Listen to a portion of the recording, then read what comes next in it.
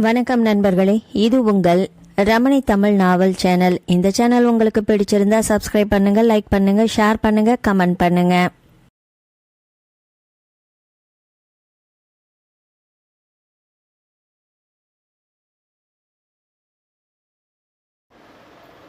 சென்னை அடையாறு பாலத்தில் கார் சீராக ஓடிக்கொண்டிருந்தது. பாலத்தின் மேலிருந்து பார்க்கையில் நட்சத்திரங்களாக சுடர்விட்டன மின் விளக்குகள்.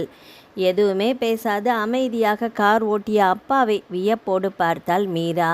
வழக்கமாக கலகல என்று பேசியபடி வருபவரின் திடீர் மௌனம் விசித்திரமாக இருந்தது. 2-3 முறை அப்பாவை ஓரக்கண்ணால் கவனிப்பதும் சாலையை பார்ப்பதுமாக இருந்தவள் மறுபடியும் ஏறிட்டாள். என்னாச்சுப்பா, ரொம்ப அமைதியாக வர்றீங்க? ஆஃபீஸில் ஏதாவது பிரச்சனையா? அப்பா அவளை திரும்பி பார்த்துவிட்டு சாலையில் கவனம் செலுத்தினார். சொல்ல வேண்டான்னு நினச்சா வேண்டாம், ஆனால் காருக்குள்ளே பரவி இருக்கிற இந்த மௌனம் எனக்கு பிடிக்கல. ஏதாவது பாட்டாவது போடுறேன். சௌரிசியாவின் குரலிசையை பரவ விட்டவள் இமயத்தின் மடியில் ஏகாந்தமாக சிந்தனையின்றி அமர்ந்திருக்கும் சுகத்தை அளித்த அந்த இசையை கண்மூடி ரசித்தாள். வேகம் குறைந்த கார் சாலையோரம் ஓரிடத்தில் நின்றது. மீரா அப்பாவை பார்த்தாள். ப்ளீஸ் மீரா, நீ கொஞ்ச நேரம் காரை ஓட்டு என்றவர் கதவை திறந்து இறங்கினார். புருவம் சுருங்க அவரை பார்த்தபடி அவள் நகர்ந்து கொள்ள அவர் சுற்றி வந்து அவளிடத்தில் அமர்ந்தார். காரை அவள் ஓட்ட சற்றே சாய்ந்து அமர்ந்து கண் மூடிக்கொண்டார். என்னப்பா, உடம்புக்கு முடியலையா? மீரா கவலையோடு கேட்டாள். எஸ், டாக்டர்கிட்ட போகலாமா? வேண்டாம், கொஞ்சம் ஓய்வெடுத்தா சரியா போயிடும். அதற்கு பிறகு அவள் எதுவும் பேசாது வண்டியை ஓட்டினாள். போர்ட்டிகோவில் வண்டி நிறுத்திய சப்தம் கேட்டு அம்மா வேகமாக வெளியில் வந்தாள். ஏங்க, எத்தனை தரம் ஃபோன் பண்ணினேன், ஏன் எடுக்கல? வேலையாக இருந்தேன். நகைக்கடைக்காரர் ஃபோன் மேலே ஃபோன் பண்ணுறாரு. நாம் டிசைன் ஓகே பண்ணினு தானே அந்த நகையை செய்ய முடியும். நீங்கள் வந்ததும் கூட்டிகிட்டு வரேன்னு சொன்னேன். டிஃபன் சாப்பிடுங்க, நாம் போயிட்டு வந்துடலாம், அப்புறம் பார்த்துக்கலாம்.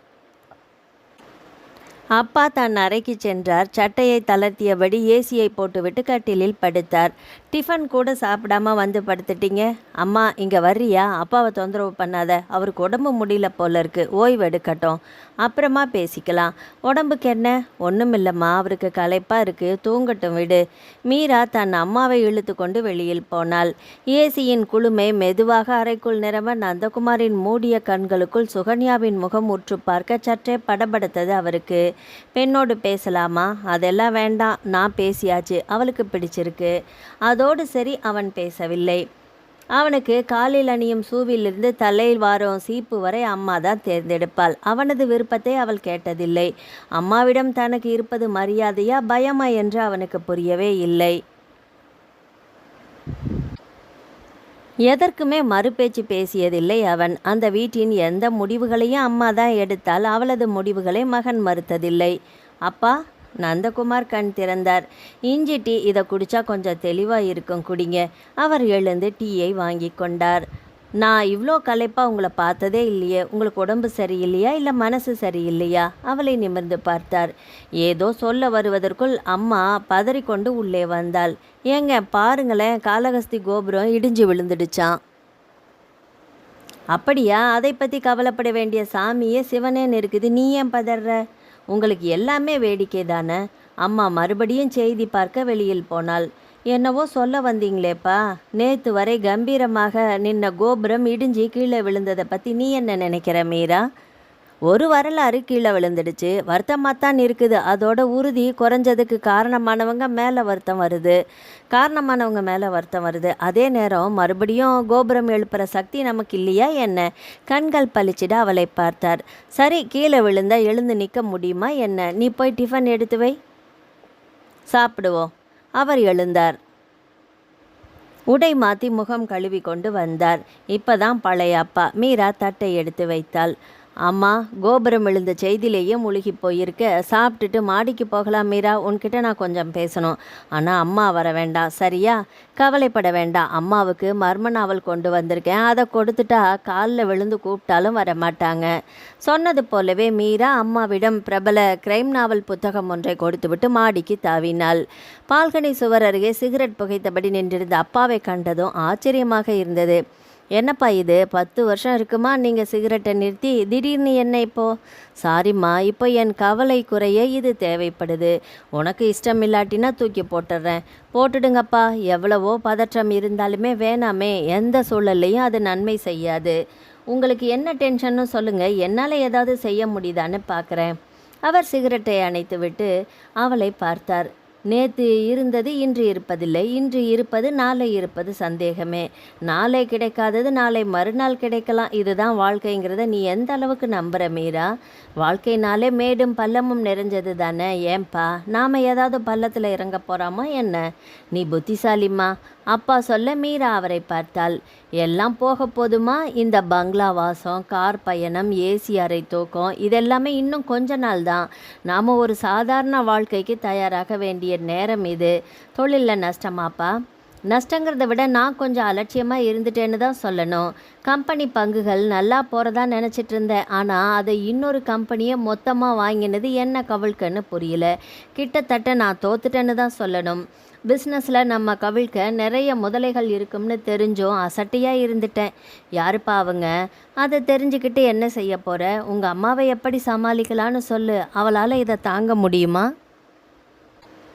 முடியுமான்னா தாங்கித்தானப்பா ஆகணும். 4 நாள் முந்தி அவள் சிநேகிதிக்கிட்ட ஃபோனில் பேசிகிட்டு இருந்தா. எங்கள் வீட்டு பாத்ரூம் மட்டும் 250 சதுரடி முழுசும் பளிங்கு கல் பதிச்சிருக்கு. பாத்டப் என்ன, ஷவர் கேபின் என்ன, வார்ட்ரோப் என்னன்னு பிரமாதமாக இருக்கும். என் பீரோவில் சாதாரண புடவைகளே கிடையாது, எல்லாமே பட்டு தான். வீட்டுக்கு கூட பழைய பட்டு புடவை தான் கட்டுறேன். அது என்னமோ எனக்கு மற்ற ரக புடவைகள் ஒத்துக்கிறதே இல்லைன்னு அலட்டலோ அலட்டல். இவை எப்படி இனி சாதாரண வாழ்க்கைக்கு தயாராகுவா? நேற்று இருந்தது நிஜம், நாளை எதிர்கொள்ள போவதும் நிஜங்கிற போது ஏற்றுக்கொள்ளத்தானே வேணும். அப்படியாவது அம்மாவோட டாம்பிகம் குறையட்டுமே, நல்லது தானே. கேட்க அதிர்ச்சியாதாமா இருக்குது. ஆனால் இதுவும் கடந்து போகணும் ஒரு நம்பிக்கை இருக்குது. நீங்கள் கவலைப்படாதீங்கப்பா, கேம்பஸ் இன்டர்வியூவில் எனக்கு வேலை கிடச்சிடும். நாம் சமாளிப்போம். மிடில் கிளாஸ் வாழ்வு கூட ரசனையாக தானே இருக்கும், அதையும் என்ஜாய் பண்ணி பார்த்துடுவோம். என் கவலை வேற மீரா. என்னப்பா? நிச்சயம் பண்ணி வச்சிருக்கிற உன் கல்யாணத்தை எப்படி நடத்த போகிறேங்கிற கவலை. அனாவசியமான கவலை எதுக்குப்பா? ரஞ்சித் வீட்டில் எல்லாருமே நல்லவங்க தானே. கல்யாணத்தை இன்னும் 1 வருஷம் தள்ளி வைக்க சொல்லுவோம். ஏன்னா இந்த நிலைமையில் உங்களை விட்டுட்டு போக எனக்கும் மனசில்லை. அது நல்லா இருக்காது மீரா. ரஞ்சித் கிட்ட நானே சொல்கிறேன்ப்பா, அவன் நிச்சயமாக புரிஞ்சுக்குவான். எனக்கு ஒன்றும் புரியல மீரா, பயமாக இருக்குது. கண் மூடி கண் திறக்கிறதுக்குள்ளே எல்லாமே முடிஞ்சிட்டா போல் இருக்குது. நான் இப்போது மஞ்சக்கடுதாசி கொடுத்துட்டு நிற்கிற காலி டப்பா, இடிஞ்சு விழுந்திருக்கும் ராஜகோபுரம் மாதிரி. அவரது குரல் நெகிழ்ந்து கண் கலங்கியது. அப்பா அழுது மீரா பார்த்ததில்லை. நாம் மறுபடியும் கோபுரமாக எழுந்து நிற்போம்மா. அவர் கையை சிநேகிதமாக பிடித்து கொண்டாள் மகள். கீழே போகலாம்ப்பா, முதல்ல நல்லா தூங்குங்க. எது நடந்ததோ அது நன்றாகவே நடந்தது, எது நடக்கப் போகிறதோ அதுவும் நன்றாகவே நடக்கும், சரியா? மீரா அவரை கீழே அழைத்து வந்தாள். மர்ம நாவலில் ஆழ்ந்திருந்த அம்மாவை காண்கையில் கவலையாகத்தான் இருந்தது. தூக்கம் வரவில்லை. அதற்கு காரணம் எல்லாவற்றையும் இழந்ததால் அல்ல, சுகன்யாதான். மீண்டும் அவளை காண்போம் என்று ஒருபோதும் நினைத்ததில்லை அவர். ஆனால் என்ன ஒரு மாற்றம் அவளிடம்? எனக்கு ஒன்றும் தெரியாதுங்க, என்னை கைவிட்டுறாதீங்க ப்ளீஸ். பயமும் படபடுப்புமாக அவர் கையை பற்றி கொண்டு கதறிய அப்பாவி சுகன்யாவின் முகம்தான் கண்களுக்குள் இன்னமும் இருக்கிறது. சத்தியமாக அவரால் நம்ப முடியவில்லை. நுனிநாக்கு ஆங்கிலமும் கம்பீரமான காட்டன் சேலை கட்டும் கொண்டையும் தைரியம் தெரிக்கும் கண்களுமாக அவள்தானா இவள்? இப்போது அம்மா இருந்தால் அவளை பார்த்து அயர்ந்தே போவாளோ? இவளையா விரட்டி அடித்தோம் என்று வருத்தப்படுவாளோ? தவறு யார் மீது? அவருக்கு புரியவில்லை. பெருமூச்சு தான் வந்தது. மூளை நரம்புகளுக்கு எவ்வளவு உத்தரவிட்டும் அவை அத்தனை காட்சிகளையும் மீண்டும் பார் பார் என்று வற்புறுத்தியது.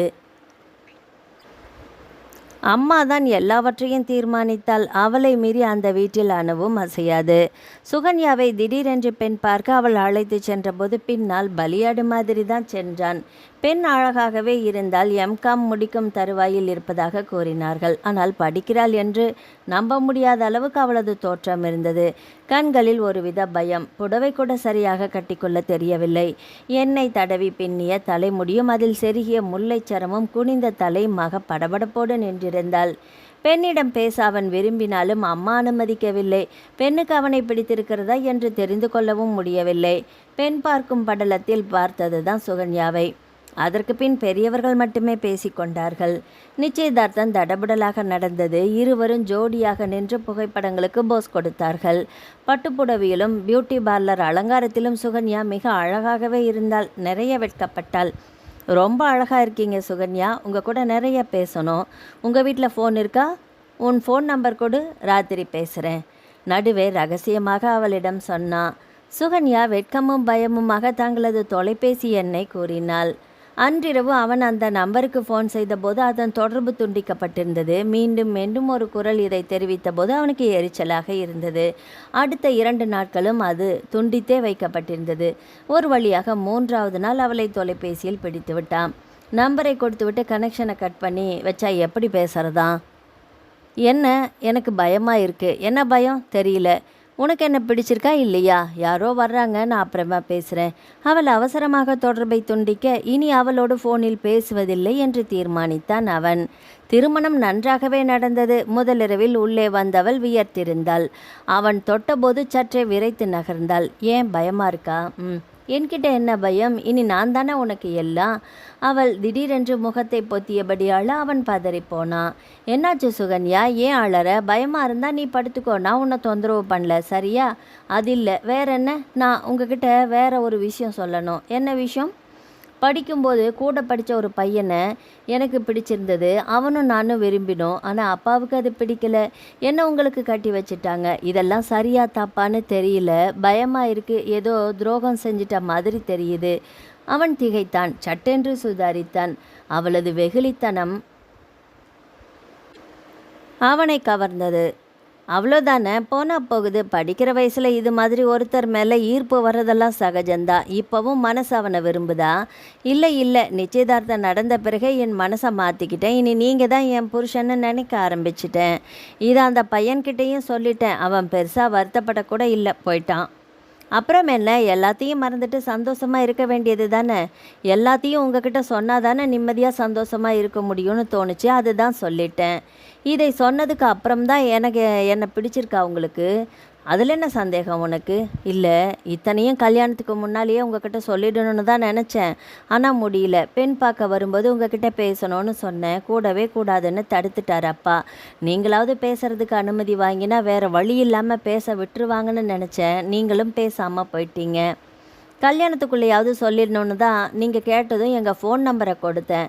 ஆனால் நிச்சயதார்த்தம் முடிஞ்சதுமே என்ன தோணுச்சோ தெரியல, எங்கள் அப்பா எங்கள் வீட்டு டெலிஃபோன் தொடர்பை துண்டித்து வச்சுட்டாரு.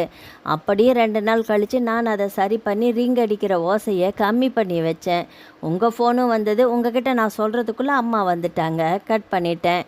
இந்த காதல் சமாச்சாரத்தை உங்ககிட்ட அசடு மாதிரி சொல்லக்கூடாதுன்னு மாற்றி மாற்றி எல்லாரும் ஒரே உபதேசம், மிரட்டல். எல்லாத்தையும் மீறி எனக்கும் உங்களுக்கும் இடையில் எந்த பொய்யும் ஒளிவு மறைவும் இருக்கக்கூடாதுன்னு தான் சொல்லிட்டேன்.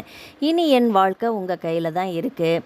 சுகன்யா பரிதாபமாக ஏறிட்டாள். நந்தகுமார் புன்னகையோடு அவளை பார்த்தான். நீ உண்மையை சொன்னதாலேயே உன்னை எனக்கு ரொம்ப பிடிச்சிருக்கு. போதுமா? இந்த நிமிஷத்துலேருந்து நீ பழசையெல்லாம் மறந்துடணும். வீட்லேயும் சரி மனசுலேயும் சரி குப்பைகளை வச்சுக்கவே கூடாது. சேர்ற குப்பையெல்லாம் உடனே தூக்கி போட்டுடணும். அதுதான் நல்லது. இனி உனக்கு நான், எனக்கு நீ, நமக்குன்னு ஒரு குழந்தை. இதுதான் நம்ம வாழ்க்கை. என்ன சொல்கிற? இப்போ தான் எனக்கு நிம்மதியாக இருக்குது. இவ்வளோ நல்ல புருஷன் எனக்கு கிடைப்பான்னு தெரிஞ்சிருந்தா புத்தியை அலைய விட்டுருக்கவே மாட்டேன். நமக்கெல்லாம் ஞான திருஷ்டியாக இருக்கே. நாளைக்கு நடக்க போகிறத தெரிஞ்சுக்கிட்டு இன்றைக்கி நடந்துக்க. நாளைக்கு அதிர்ஷ்டத்தில் 10 லட்சம் கிடைக்க போகுதுன்னு தெரிஞ்சால் எந்த திருடனும் 10 100க்கு ரிஸ்க் எடுத்து பர்செல்லாம் அடிக்க மாட்டான். எவ்வளோ அழகாக பேசுகிறீங்க. ஆனால் நான் உங்கள் அளவுக்கு ஸ்மார்ட் கிடையாது. கொஞ்சம் மக்கு தான். எந்த மக்குமே எம்காம் படிக்காதே. அதில் கூட அரியர் வச்சு பார்டரில் தான் பாஸ் பண்ணினேன். எங்கேயுமே வேலை கிடைக்கல. ஸ்போக்கன் இங்கிலீஷில் ரொம்ப வீக்கு. மொத்தத்தில் எனக்கு எந்த வேலையும் உருப்படியாக செய்ய தெரியாது. எல்லாரும் எல்லாத்தையும் தெரிஞ்சுக்கிட்டு பிறக்கிறதில்ல, போகிற போக்கில் கற்றுக்கிறது தான். அவன் சமாதானப்படுத்தினான். அவளது தயக்கத்தையும் பாதையும் போக்கி சந்தோஷமாக இருந்தான். அவளுக்கு தாழ்வு மனப்பான்மையும் பயமும் நிறையவே இருந்தது. தடுமாறினாள். அதுவும் மாமியாரை கண்டாலே அடிநாக்கும் வயிறும் ஒட்டி கொண்டது. அவளுடைய அம்மாவுக்கும் அவனுடைய அம்மாவுக்கும் நிறைய வித்தியாசம் இருந்தது. அவன் அம்மா 8ஆம் வகுப்பு வரை மட்டுமே படித்தவள். உலக ஞானம் ஏதும் கிடையாது. நேரம் கிடைத்தால் ஆனந்தமாக தூங்கும் ரகம். வேலைக்காரியிடம் வீட்டு வேலைகளை ஒப்படைத்துவிட்டு அவள் பாட்டுக்கு தூங்குவாள். வேலைக்காரி எதையாவது தூக்கி சென்றால் கூட அவளுக்கு தெரியாது. வீட்டில் என்ன தொலைந்தது என்ன இருக்கிறது என்று அவளால் அறிய முடியாது. அப்பா காலையில் போனால் இரவு தான் வீடு திரும்புவார். ஆஃபீஸ் தான் அவரது முதல் மனைவி. வீட்டு செலவுக்கு பணம் கொடுப்பதோடு தன் கடமையை முடித்து கொள்வார். குழந்தைகள் எந்த பிரச்சனையும் அவரிடம் சொல்ல முடியாது. சொன்னாலும் அதை பெரிதாக காதில் வாங்கி கொள்ள மாட்டார். அம்மாவிடம் சொன்னாலும் அவளுக்கும் அது புரியாது. ஆக மொத்தம் அவள் எதிர்பார்த்த அன்பும் சிநேகமும் பாதுகாப்பும் பிறந்த வீட்டில் சரியாக கிடைக்கவில்லை என்று தான் சொல்ல வேண்டும். இந்த நிலையில்தான் உடன் படித்த மாணவன் ஒருவன் காட்டிய மிக சாதாரண அன்பே அவளுக்கு பெரிதாக தெரிந்தது. அது காதலா ஈர்ப்பா என்று கூட தெரியாமல் அந்த அன்பை ஏற்றாள். அவனோடு சினிமாவுக்கு போனால், நிறைய பேசினாள். அப்பாவுக்கு அது தெரிந்ததுமே வீடு கலோபரமாயிற்று. நடுங்கினாள். அப்பாவை எதிர்க்கும் தைரியமும் இல்லை. அப்பா உடனடியாக அவளது திருமணத்துக்கு ஏற்பாடு செய்தார். இதனிடையே ஒரு நாள் காதலனை சந்தித்தாள். எனக்கு கல்யாணம் நிச்சயிச்சிட்டாங்க. வீட்டை எதிர்க்க எனக்கு தைரியம் இல்லை. நாம் எல்லாத்தையும் மறந்துடலாம். என்ன சொல்கிற? அந்த பையன் அவளையே பார்த்தான். அவ்வளவுதான். மறந்துடுவேன். நானும் சும்மா தான் உங்கள் கூட பழகினேன். போயிட்டு வா என்று வெகு சகஜமாக சொல்லிவிட்டு போனான். அவள் புகுந்த வீடு வேறு விதமாக இருந்தது. மாமியார் அம்மாவை போல அசடு இல்லை. பட்டதாரி வேறு. பார்க்கிற பார்வையிலேயே ஒரு கடுமையும் அடக்குமுறையும் தெரிந்தது. அந்த வீட்டில் அனைவருமே அவளுக்கு பயந்தார்கள். வேலைக்காரர்களும் சரி, புருஷனும் சரி. அவள் பேச்சுக்கு மறுபேச்சே பேச தயங்கினார்கள். எல்லாரிடமும் நிறைய குறை கண்டுபிடித்தாள். சொந்தமாக சிறிய துணிக்கடையும் ரெடிமேடு துணி தைக்கும் நிறுவனமும் வைத்திருந்தார்கள்.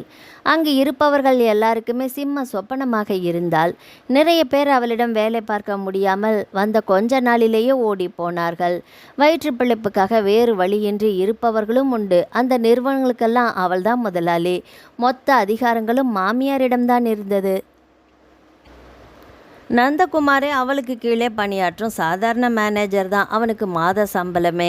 வந்த முதல் நாளில் ஒன்றும் தெரியவில்லை. கல்யாணம் பற்றி விசாரிக்க வருகிறவர்களுக்கும் போகிறவர்களுக்குமாக வீடு கலோபரமாக இருந்தது. கட்டு சாத இட்லியும் புளியோதரையும் தயிர் சாதமும் பசி தீர்க்க பட்சண பங்கீடு அது இதுவென்று மாமியார் மிகவும் பிஸியாக இருந்தாள். இவர்கள் 4 நாட்கள் கொடைக்கானலுக்கு தேனிலவுக்கு சென்று வந்தார்கள். ஒரு வாரத்துக்கு பிறகுதான் வீடு சகஜ நிலைக்கு வந்தது. சமைக்க தெரியுமில்ல, ஒரு சாம்பார் வச்சு முட்டைக்கோஸ் பொரியல் பண்ணிடு, மாமியாரின் முதல் உத்தரவு. சுகன்யாவின் அடிவயிற்றே பயம் கவ்வியது. அம்மா கொடுத்து அனுப்பிய சமையல் புத்தகத்தை பிரித்து அவசரமாக படித்து சாம்பார் வைத்து எப்படி மனப்பாடம் செய்து கொண்டு அடுப்படிக்கு சென்றாள். சாப்பிடும்போது மாமியாரின் முகம் அஷ்டகோணலாயிற்று. சாம்பாரில் ஒரு வண்டி புளிப்பு, காய்கள் வேகவில்லை, குழம்பு பச்சை வாசனை அடித்தது. காரமும் இல்லை, உப்பும் இல்லை. முட்டைக்கோஸ் பொரியல் அதற்கு மேலே இருந்தது. சமையல் தெரியாதுன்னா தெரியாதுன்னு சொல்லி தொலைக்க வேண்டியது தானே. எல்லாத்தையும் இப்படி வீணடிச்சிருக்கிற. விற்கிற விலைவாசியில் கொஞ்சமாவது பொறுப்பு வேணாமா? கர்ஜித்த மாமியாரின் குரலில் இவளுக்கு சப்த நாடியும் ஒடுங்கி போனது. சீக்கிரம் கற்றுக்கிறேம்மா. குரல் கிணற்றுக்குள்ளிருந்து வந்தது. அம்மாவும் பிள்ளையும் ஒரு மோர் சாதம் மட்டும் சாப்பிட்டு விட்டு எழ சமைத்த அத்தனையுமே கொல்லைப்புற மரங்களுக்கு உரமாயிற்று. அது இன்னும் கூடுதல் பயத்தை தந்தது. அன்பாக சொல்லியிருந்தால் ஆர்வமாக கற்றிருந்திருக்கலாம். இங்கே பயம் அதிகமாயிற்று. பதறின காரியம் சிதறியது. மாமியார் எப்போதும் அவளையே கவனிப்பது போல இருந்தது. கை நடுக்கத்தில் கோப்பைகள் நழுவி விழுந்து உடைந்தது. சாம்பார் வைக்கும் வழிமுறைகளும் அளவும் தெரிந்தாலும் கூட ருசி மட்டும் கை வராத புதிரானது. சுவை என்பது எப்படி வருகிறது, அதற்கு என்ன செய்ய வேண்டும் என்று புரியாமல் திணறினாள். இவளுக்கு ஒன்றுமே தெரியலடா நந்தா. சொல்லி கொடுத்தாலும் புரிஞ்சிக்க மாட்டேங்கிறா. ஒரு பொம்பளை பிள்ளைக்கு சமைக்க வராட்டி எப்படி? நல்லா தானே பெற்று வளர்த்துருக்குறாங்க போ. அடிக்கடி கோபப்பட்டாள். குத்தி காட்டினாள். தானே சமைத்து விட்டு பாரு எப்படி சமைச்சிருக்கிறேன்னு என்று அலட்டி கொண்டாள். முதல் தேர்விலேயே தோற்று போனதால் இவள் எதுக்குமே லாய்க்கில்லை என்று சொல்லத் தொடங்கினாள். எல்லாவற்றிற்கும் குற்றம் கண்டுபிடித்தாள். பதற்றத்தில் குற்றங்கள் அதிகரித்ததை தவிர குறையவில்லை. இனிமே என்னோட ஆஃபீஸ்க்கு வா. அங்கே வந்து கணக்கு வழக்குகளை பாரு. எம்காம் படித்ததுக்கு அதையாவது ஒழுங்காக செய்றியான்னு பார்க்கலாம். அவளது திடீர் உத்தரவில் இதயம் ஒரு கணம் நின்று துடிப்பது போல ஆனது. 24 மணி நேரமும் எரிமலை வாயின் அருகே இருக்க வேண்டுமா? பயத்தில் உறைந்து போனாள். அது என்னமோ தெரியவில்லை. மாமியாரை பார்த்தாலே உடம்பு ஆட்டம் கண்டது. தன்னம்பிக்கை குறைந்தது. வாய் குளறியது. அவள் ஒன்று சொன்னால் இவள் ஒன்று செய்தாள். நாங்கள் ஏமாந்துட்டோம். பார்க்க அழகாக இருக்கியேன்னு என் பிள்ளைக்கு உன்னை கட்டி வச்சுட்டேன். உன் மண்டையில் வெறும் மண்ணு தான் இருக்குது. எதுக்கும் லாய்க்கில்லை நீ. வந்த 30வது நாள் மாமியார் கொடுத்த சர்டிஃபிகேட் இது. தாழ்வு மனப்பான்மை இன்னும் கூடிற்று. தன்னம்பிக்கை அதால பாதாளத்துக்கு சென்றது. உறக்கத்தில் தன் மண்டையை தானே திறந்து பார்த்து அதில் நிறைந்திருந்தது மணலை கண்டு அலறினாள். என்னாச்சு என்னாச்சு சுகன்யா? நந்தகுமார் பதறி எழுந்து கேட்டான். அவள் விழி பிதுங்க விரைத்து அமர்ந்திருந்தாள். கனவு கண்டியா? அவன் கேட்க அவள் பதில் சொல்லாமல் தன் மண்டையை தட்டி பார்த்தாள். என்னாச்சு சுகன்யா? உள்ள மண் இருக்கான்னு தட்டி பார்க்குறேன். நந்தகுமார் அவளையே பார்த்தான். தூக்கத்தில் ஏதோ கனவு கண்டிருக்கிறாள் போல என்று நினைத்து அவளை படுக்க வைத்து தூங்கு என்று சொல்லிவிட்டு தானும் படுத்தான். அதன் பிறகுதான் அவள் அடிக்கடி தூக்கத்தில் உளறினாள், கத்தினாள், அல்லது இடி எடி என்று சிரித்தாள். யாரையோ தள்ளுவது போல கனவு காணும்போது நிஜமாகவே குமாரை தள்ளியது அவள் கை. கனவில் செய்தவற்றை நிஜத்தில் அபிநயம் பிடித்தது அவள் உடம்பு. அவளது செய்கையில் சற்றே பதறிப்போனாம். நந்தா, என்னடா சத்தமங்க? பாதி ராத்திரியில் யார் இப்படி கத்துறது? ஒரு நாள் அம்மா கேட்டதும் கதவு திறந்தான். உள்ளே விழித்து பார்த்தபடி பத்மாசனத்தில் அமர்ந்திருந்த சுகன்யாவை கண்டதும் அம்மாவே ஒரு வினாடி பயந்து போனாள். என்னடா ஆச்சு அவளுக்கு? தெரியலம்மா. தெரியலன்னா எதுக்கு இப்படி உட்காந்துருக்குறா? அடிக்கடி இப்படிதாம்மா பண்ணுறா. கேட்டால் நிறைய கெட்ட கனவு வருதுங்கிறா. நீ கொஞ்சம் திருநீர் இட்டு விட. அம்மா உள்ளே போய் திருநீர் எடுத்துகிட்டு வந்து நெத்தியில் இட்டாள். என்னமோ போ, நான் இன்னும் நல்ல பொண்ணாக பார்த்து உனக்கு கட்டி வச்சிருக்கலாம். சரியான மக்குடா இவ. எதை சொன்னாலும் மலங்க மலங்க நிற்கிறா. அம்மா புலம்பிக் கொண்டே போனாள். மறுநாள் காலையில் சுகன்யா குளித்துவிட்டு அடுக்கலைக்கு போனதுமே முதல் கேள்வியை அவள் நோக்கி வீசினாள். ராத்திரி எதுக்கு அப்படி மொழி பிதுங்க உட்கார்ந்திருந்த? ஏன் அப்படி கத்தின? நானா கத்துனேன்? தெரியலையேம்மா. பொய் சொல்லாத. நிஜமாதான், எனக்கு எதுவுமே தெரியலையே. சுகன்யா கண் கலங்க கூறினாள். உன்னை மக்குன்னு தான் நினச்சேன். ஆனால் உனக்குள்ளே வேற ஏதோ பிரச்சனையும் இருக்குன்னு இப்போ தானே தெரியுது. அப்படியெல்லாம் ஒன்றுமே இல்லைம்மா. சரி சரி, காலங்காத்தால அழுது புலம்பாத. வீட்டு வேலையை செய்ய சொன்னாலும் தடுமாறுற. சரி, ஆஃபீஸ் கணக்கு வழக்கையாவது பாருன்னா அதுலேயும் 1000 தப்பு. கூட்டல் கழித்தல் கூடவா தெரியாது உனக்கு? எதுக்கு தான் நீ லாய்க்குன்னு தெரியவே இல்லை. என் கண்ணு முன்னால் நின்று மூட் அவுட் பண்ணாமல் நகர்ந்து போயிடு சொல்லிட்டேன். அவள் அழுது கொண்டே தன் அறைக்கு சென்றாள். எதுக்கு அழுற? புருஷன் கேட்டான்.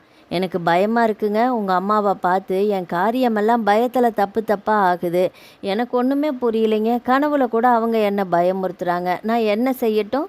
எனக்கு அவ்வளோ புத்தி இல்லை தான். எல்லாத்தையும் கற்றுக்கணும்னு விரும்புகிறேன் தான். ஆனால் பயமுறுத்தினா பயத்தில் இன்னுமே தப்பாகுது. உங்கள் அம்மா கிட்ட சொல்லி என்கிட்ட கொஞ்சம் அன்பாக இருக்க சொல்லுங்களேன். அன்பாக சொன்னால் எனக்கும் தெம்பும் தன்னம்பிக்கையும் வந்துடும். எல்லாத்தையுமே சரியாக செஞ்சுடுவேன். அம்மா அப்படி தான் சுகன்யா. அவங்க எல்லாத்துலேயுமே ரொம்ப வேகமாக இருப்பாங்க. அந்த வேகம் நம்மக்கிட்ட இல்லாட்டி கோபப்படுவாங்க. நீ எதுக்கு பயப்படுற? பயப்படாமல் எல்லாத்தையும் சரியாக செய்யப்பாரு.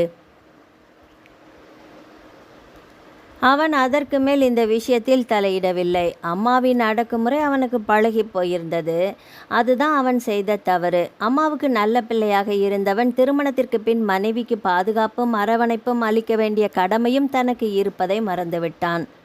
அம்மாவிடம் பேசி பயனில்லை என்றாலும் தனிமையில் இருக்கும்போதாவது சுகன்யாவுக்கு தைரியம் அளித்து தன்னம்பிக்கை ஊட்டும் விதமாக பேசி அன்பு காட்டியிருக்கலாம். இரவு தூங்கும்போது தவிர மீதி நேரம் முழுக்க அவன் பொழுது அம்மாவோடு தான் கழிந்தது. அம்மா சுகன்யாவை பற்றி நிறைய குறை கூறினாள். அப்போதாவது நாசுக்காக என்ன இருந்தாலும் அவ என் மனைவி, எப்படி இருந்தாலும் சகிச்சிக்கிறேன், விட்டுவிடு என்று சொல்லி இருக்கலாம். அதையும் சொல்ல தைரியமில்லை. அப்படி சொன்னால் உடனே அம்மா அதற்கு வேறு அர்த்தம் கற்பிப்பாள். தலையணை மந்திரம் போட்டுட்டாளாடா? பரவாயில்லையே, அந்த மக்குக்கு எது தெரிஞ்சிருக்குதோ இல்லையோ இது மட்டும் நல்லா தெரிஞ்சிருக்கே என்பது தான் அவளது பதிலடியாக இருக்கும். எனவே அம்மா எது சொன்னாலும் மௌனம் சாதிப்பதே அவன் வழக்கமாயிற்று. இந்த பெண்ணை எனக்கு சுத்தமாக பிடிக்கலடா நந்து. அவன் நடவடிக்கையே சரியா இல்லை. தனியாக சிரிச்சுக்கிறா, பேசிக்கிறா, போகும்போதும் வரும்போதும் ஏதோ முணுமுணுக்கிறா. கத்தியை எடுத்து காய் நறுக்குடின்னா கத்தியால் தரையில் குத்திட்டு இருக்கா. பால் பொங்குது, அடுப்பை அணைடினா அடுப்பை அணைக்காமல் தண்ணி எடுத்து நெருப்பில் ஊற்றுறா. ஏதாவது கேட்டால் அழுது புலம்புறா. என்னவோ அந்த பொண்ணுக்கு மூளைக்கோளாறு இருக்குது. அதை மூடி மறைச்சி நம்ம தலையில் கட்டிட்டாங்க. எப்படி இவ கூட நீ காலம் முழுக்க வாழ போகிறேன்னு பயமாக இருக்கு எனக்கு. நான் என்ன செய்யட்டும்? நீ பார்த்து சொன்ன பொண்ணை தானே நான் கட்டிக்கிட்டேன். ஏன் தப்பு தாண்டா? ஒத்துக்கிறேன். அதை நான் தானே சரி செய்யணும், செய்கிறேன். முதல்ல அவளை ஒரு சைக்காட்ரிஸ்ட்கிட்ட கூட்டிகிட்டு போய் காட்டு. அவன் நடவடிக்கை சரியில்லைன்னு சொல்லு. டாக்டர் என்ன சொல்கிறாருன்னு பார்க்கலாம். சைக்காட்ரிஸ்டா? அவன் திகைத்தான். நான் சொன்னதை செய், அம்மா உத்தரவிட்டாள். வேறு வழியில்லை, அவளை மனநல மருத்துவரிடம் கூட்டிச் சென்றான். ஏங்க, எதுக்கு இங்கே வந்திருக்கிறோம்? அவள் பயத்தோடு கேட்டா. நீ அடிக்கடி தூக்கத்தில் கத்துற இல்லையா, இவங்க கிட்ட காட்டி ஆலோசனை கேட்டு சிகிச்சை எடுத்துக்கிட்டா சரியாக போயிடும், அதுதான். ஐயோ, எனக்கு ஒன்றும் இல்லைங்க, நான் நல்லா தான் இருக்கேன். அப்பப்போ ஏதோ கனவு வந்து கத்துறேன்னா இருக்கட்டும், கனவுல கத்துறதுக்கெல்லாமா டாக்டர்கிட்ட வருவாங்க? அவள் அழ தயாரானாள். நீ ஏதோ பயந்துருக்க சுகன்யா, அதுதான் கனவுல கூட பயந்து கத்துற. டாக்டர்கிட்ட காட்டிட்டா அது சரியாக போயிடும். நான் பயப்படுறதே உங்கள் அம்மாவுக்கு தானே. அவங்க அன்பாக இருந்தாங்கன்னா எல்லாமே சரியாயிடும்னு என்னை மக்கு மக்குன்னு சொல்லி காட்ட அப்படி வேணான்னு சொல்லுங்களேன். அவங்க அப்படி சொல்ல சொல்ல தான் என் சக்தியும் தன்னம்பிக்கையும் குறைஞ்சி போயிடுது. செய்கிற காரியமெல்லாம் பயத்தில் குளறுபடி ஆகுது. நான் என்ன பண்ணட்டும்? அவளை பார்க்கவே பரிதாபமாக இருந்தது அவனுக்கு. இருந்தாலும் அம்மாவின் பேச்சை மீற முடியாதே. அவள் தூக்கத்தில் கத்துவது பற்றி டாக்டரிடம் சொன்னான். அவர் அவனை வெளியில் அனுப்பிவிட்டு அவளிடம் நிறைய கேள்விகள் கேட்டார். பிறகு அவனை அழைத்தார்.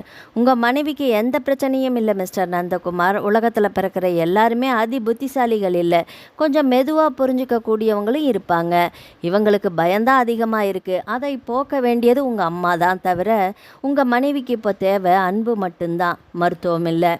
அன்பு காட்ட சொல்லுங்க, அதிகாரத்தை காட்டாமல் அன்பாக சொல்லி தட்டி கொடுத்தா நிச்சயமாக பயமோ அது சார்ந்த கனவுகளோ இருக்காது. மாமியாரும் மருமகளும் நட்போட பழகிறது தான் உங்கள் வீட்டு பிரச்சனைக்கு ஒரே தீர்வு. டாக்டர் சுலபமாக சொல்லிவிட்டார். அவர் சொன்னது உண்மை என்றாலும் கூட அதை அம்மாவிடம் எப்படி சொல்வது? சொன்னால்தான் நம்புவாளா? ஆகாசத்துக்கும் பூமிக்கும் குதிக்க மாட்டாளா? அந்த டாக்டர் எனக்கா வைத்தியம் சொல்கிறான் என்று கத்துவாள். எனவே டாக்டர் சொன்ன எதையுமே அம்மாவிடம் அவன் சொல்லவில்லை. மருத்துவ அறிக்கையில் அவளுக்கு ஒரு பிரச்சனையும் இல்லை என்று இருந்தது. அதை அம்மாவிடம் காட்டிவிட்டு ஒதுங்கி கொண்டான். அவர் ஒன்றும் இல்லைன்னு சொன்னால் எதுவும் இல்லைன்னு ஆயிடுமா? அப்போ நான் சொல்கிறதெல்லாம் பொய்யா? நேற்று காலையில் பாலில் சக்கரை போடுறதுக்கு பதிலாக உப்பை போடுறா. அவகிட்டயே கேளு உண்டா இல்லையான்னு. தெரியலம்மா, தெரியாமல் போட்டுட்டேன். 8 கழுத வயசாகுது, சர்க்கரைக்கும் உப்புக்கும் வித்தியாசம் தெரியாமலையா வளர்த்து விட்டாங்க உங்கள் அம்மா. இது ஒரு சாம்பிள் தான். இது மாதிரி இன்னும் நிறைய செய்கிறாடா அவ. சரி, அதுக்கும் என்னை என்னம்மா செய்ய சொல்கிற? என்ன செய்வ நீ? பாவண்டா, எல்லாமே ஏன் தப்பு தான். சரியான மக்கு பொண்ணை உன் தலையில் கட்டி வச்சுட்டேன். ஒரு விஷயத்த நானும் எத்தனை முறை தான் சொல்லி கொடுக்கறது? மரமண்டைக்கு ஏறினா தானே உள்ளே இருக்கிறது மூளையா களிமண்ணானே தெரியல. அந்த உடம்புல ஓடுறது ரத்தமாக இருந்தால் சூடு சொரணன்னு இருக்கும், ரோசம் வரும். வெறும் தண்ணி தான் ஓடுதோ என்னமோ போ. எல்லாமே ஏன் தலையெழுத்து. என்னோட சுமை தான் ஏறிக்கிட்டே போகுது. பாரத்தை இவ கொஞ்சம் பகிர்ந்துப்பாள்னு பார்த்தா இவளையும் சேர்ந்து சுமக்கணுங்கிறது தான் விதி. அம்மாவின் புலம்பல் ஓய மறுத்தது. கேட்டு கேட்டு இவனது காது புளித்து போனது. இரவெல்லாம் சுகன்யா குழந்தை மாதிரி அழுது கொண்டே இருந்தாள். அவனால் ஒன்றுமே செய்ய முடியவில்லை. மறுநாள் காலை சமைத்து கொண்டிருந்த மாமியாரிடம் அவசரமாக வந்தாள் அவள். அம்மா, இங்கே பாருங்களேன் என்றபடி தன் இடக்கையில் கத்தியால் கீறிக்கொண்டாள். ரத்தம் சிகப்பு கோடாக பொங்கியது. மாமியார் நிலை குத்தி போனாள். பயத்தோடு அவளை பார்த்தாள். பாருங்க, தண்ணியெல்லாம் இல்லை, ரத்தம்தான் ஓடுது. இனிமே இப்படியெல்லாம் தப்பா சொல்லாதீங்க. மாமியார் அதிர்ச்சியில் சிலையாக உறைந்து நின்றாள். வீடு நிசப்தமாக இருந்தது. இது வெகுளித்தனமா அல்லது சாது மிரண்டிருக்கிறதா? அதுவும் இல்லையென்றால் உண்மையில் அவள் மனநிலை சரியில்லையா? நந்தகுமார் குழம்பினா. சுகன்யாவை பார்க்கவே பயமாக இருந்தது. அம்மா ஏதோ சாதாரணமாக கோபத்தில் சொன்ன ஒன்றை தப்பாக புரிந்து கொண்டு இப்படியா ஒருத்தி கையை கீறிக்கொள்வாள்? இந்த சம்பவத்துக்கு பிறகு அம்மா ரொம்பவே ஆடி போய்விட்டாள். அவளிடம் நேருக்கு நேர் பேசவே பயந்தாள். அந்த டாக்டர் சரியில்லடா நந்து, அவருக்கு கண்டுபிடிக்க தெரியல. இவன் நிச்சயமாக சரியில்லை, ஏதோ கோளாறு இருக்குது. கல்யாணத்துக்கு முந்தையே இருந்திருக்கோம். கல்யாணத்துக்கு முன்னாடி இன்னும் என்னெல்லாம் பண்ணினாலோ. மாட்டை கூட பல்ல பிடிச்சு பார்த்து தானே வாங்குவாங்க. நம்ம ரொம்பவே ஏமாந்துட்டோம். ஏம்மா இதையே சொல்லிக்கிட்டு இருந்தா எப்படி? ஆனது ஆயிடுச்சு. இனி அவளை சரி செய்கிற வழியை பார்க்கலாம். நான் வேணா வேறு டாக்டர்கிட்ட கூட்டிகிட்டு போகிறேன். நாம் ஏண்டா இவ வியாதிக்கு செலவழிக்கணும்? எவன் மூடி மறைச்சி கல்யாணம் செஞ்சு கொடுத்தானோ அவன் கொட்டி கொடுக்கட்டுமே டாக்டருக்கு. நான் அவங்க அப்பாவுக்கு ஃபோன் பண்ணுறேன். வந்து பெண்ணை கூட்டிகிட்டு போய் சரி பண்ணி அனுப்பட்டும். அம்மா அன்றிரவே சுகன்யாவின் அப்பாவுக்கு ஃபோன் செய்தாள். இங்கே ரொம்ப அவசரம், உடனே புறப்பட்டு வாங்க, இப்போதைக்கு வேறு எதுவும் கேட்காதீங்க. அதற்கு மேல் சொல்லாது ஃபோனை வைத்தாள். என்னவோ ஏதோ என்று அவளுடைய அப்பாவும் அம்மாவும் அடித்து பிடித்து கொண்டு அடுத்த 2ஆம் நாளே வந்து சேர்ந்தார்கள். பெற்றோரை பார்த்ததும் சந்தோஷமாக ஓடிப்போய் கட்டி கொண்டாள் சுகன்யா. என்னம்மா திடீர்னு வந்து இன்ப அதிர்ச்சியெல்லாம் கொடுக்குறீங்க? உன்னை மறு வீட்டுக்கு கூட்டிகிட்டு போக வந்திருக்காங்க, மாமியார் முந்தி கொண்டு பதிலளித்தாள். அப்படியாம்மா? சுகன்யா முகம் மலர கேட்டாள். நீ உள்ளே போய் உங்கள் அப்பா அம்மாவுக்கு சாப்பிட ஏதாவது தயார் செய். மாமியார் அவளை அடுக்கலைக்கு அனுப்பிவிட்டு சம்மந்தியை பார்த்தாள். நீங்கள் எங்களை ஏமாத்திட்டீங்க. என்ன சொல்கிறீங்க? நாங்கள் என்ன ஏமாத்தினோம்? நீங்கள் கேட்ட பணம் நகை சீர்வரிசைன்னு ஒன்று விடாமல் செய்திருக்கோம். நான் அதை சொல்லலை, பின்ன உங்கள் பொண்ணை தான் சொன்னேன். என் பொண்ணுக்கு என்ன? கேட்ட அப்பாவின் குரலில் சற்றே பயம் கலந்திருந்தது. ஒருவேளை அவளது காதல் விஷயம் தெரிந்திருக்குமோ? லூசு பெண் உளறி விட்டாலோ? மனம் கொதித்தது. அவள் நடவடிக்கையே சரியில்லை. அவளுக்கு ஏதோ மனநோய் இருக்குது. அதை மூடி மறைச்சி எங்கள் தலையில் கட்டிட்டீங்க. மனநோயா? என்ன உளர்றீங்க? நாங்கள் ஒன்றும் உளரல. உங்கள் பொண்ணு தான் கையை வெட்டிக்கிறா, பேய் மாதிரி சிரிக்கிறா, தூக்கத்தில் கத்துறா. பொய் சொல்கிறீங்க. என் பொண்ணுக்கு ஒரு நோயும் இல்லை. வேணும்னா இங்கே 2 நாள் இருந்து பாருங்களேன். நாங்கள் பொய் எதுவும் சொல்லலைன்னு புரிஞ்சுக்குவீங்க. நான் நம்ப மாட்டேன். நீங்கள் தேவையில்லாமல் அவள் மேலே பழி போடுறீங்க. அவள் கையில் ஒரு காயம் இருக்குது. அது எப்படி ஏற்பட்டுடுச்சின்னு அவகிட்டயே கேளுங்க. சுகன்யா காப்பியோடு வந்தாள். கையில் என்னம்மா காயம்? காய் நறுக்கும்போது தெரியாமல் வெட்டிக்கிட்டேன்ப்பா. அப்பா திரும்பி சம்மந்தி அம்மாவை பார்த்தார். காய் நறுக்கும்போது கையில் வெட்டு காயம் படுறது சகஜம்தானே. இதுக்காக வேலை மெனக்கெட்டு ஃபோன் பண்ணி எங்களை வர சொன்னீங்க. என்னமோ ஏதோன்னு போட்டது போட்டபடியே ஓடி வந்தோம்.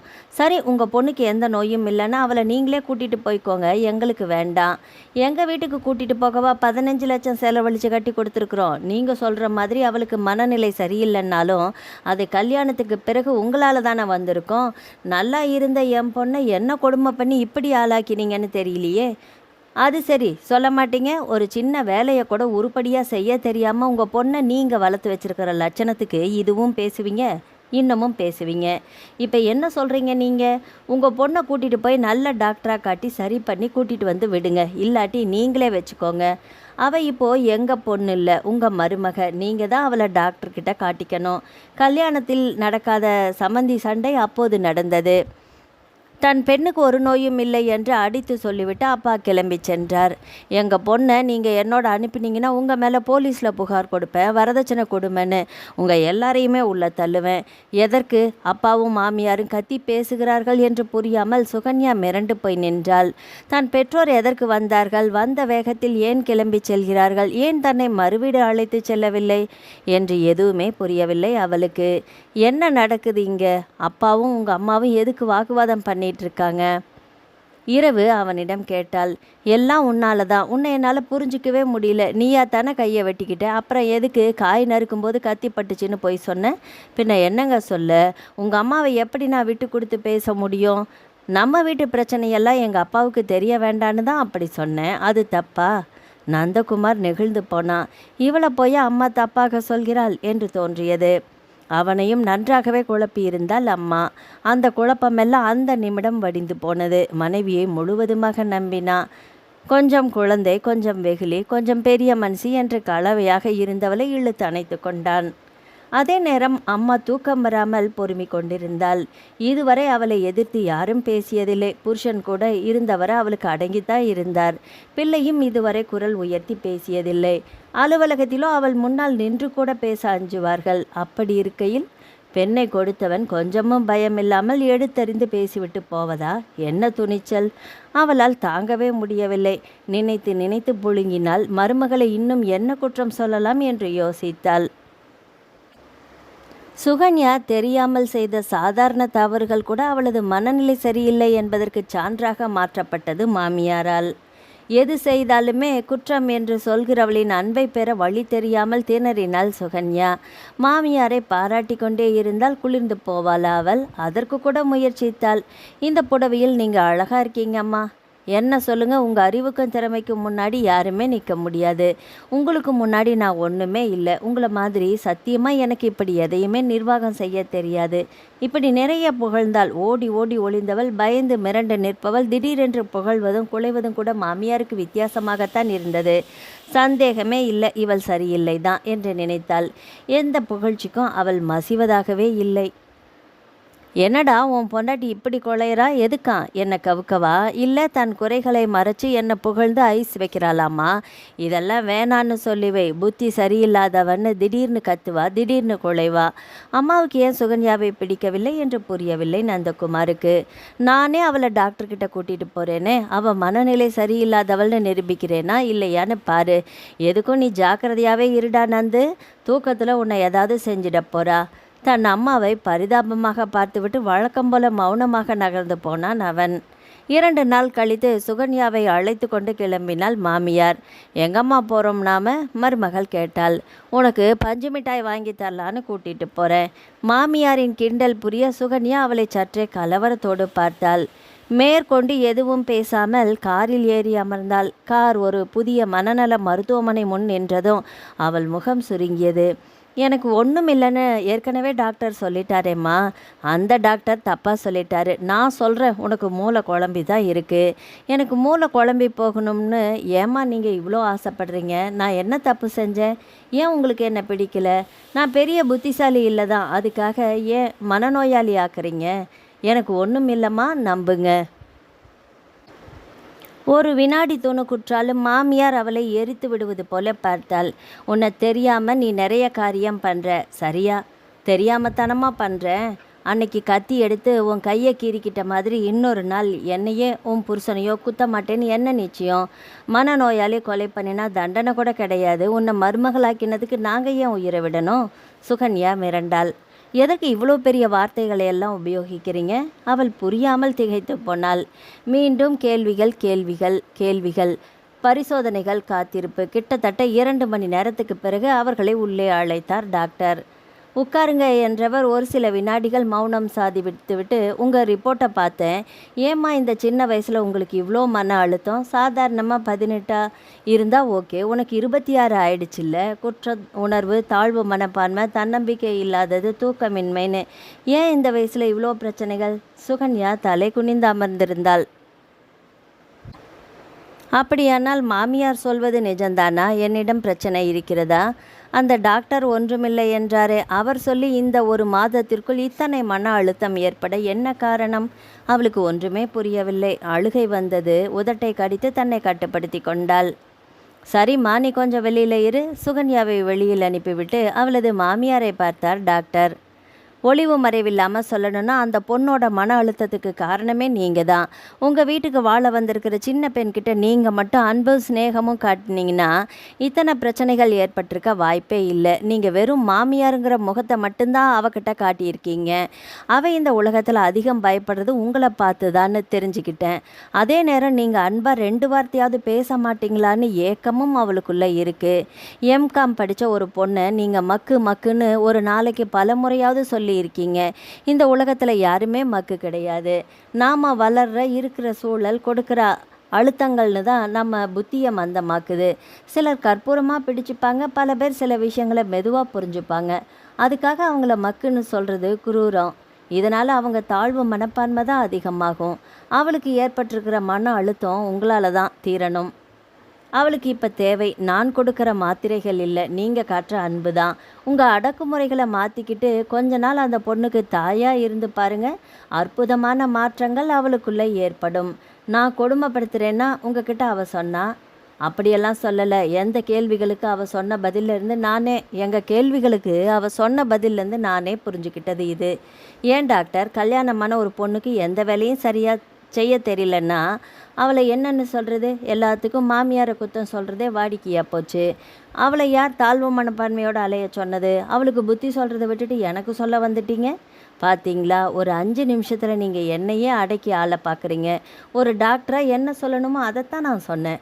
மற்றபடி உங்கள் குடும்ப விஷயங்களில் நான் தலையிட முடியாது. அவங்கக்கிட்ட இருக்கிற தாழ்வு மனப்பான்மைன்னா உங்ககிட்ட இருக்கிறது உயர்வு மனப்பான்மை. எங்களை பொறுத்த வரைக்கும் 2மே நோய் தான். என்ன சொன்னீங்க? நான் நோயாளியா? என்ன பைத்தியங்கிறீங்களா? எதுக்கு டென்ஷனாக கத்துறீங்க? நான் அப்படி ஒன்றும் சொல்லலையே.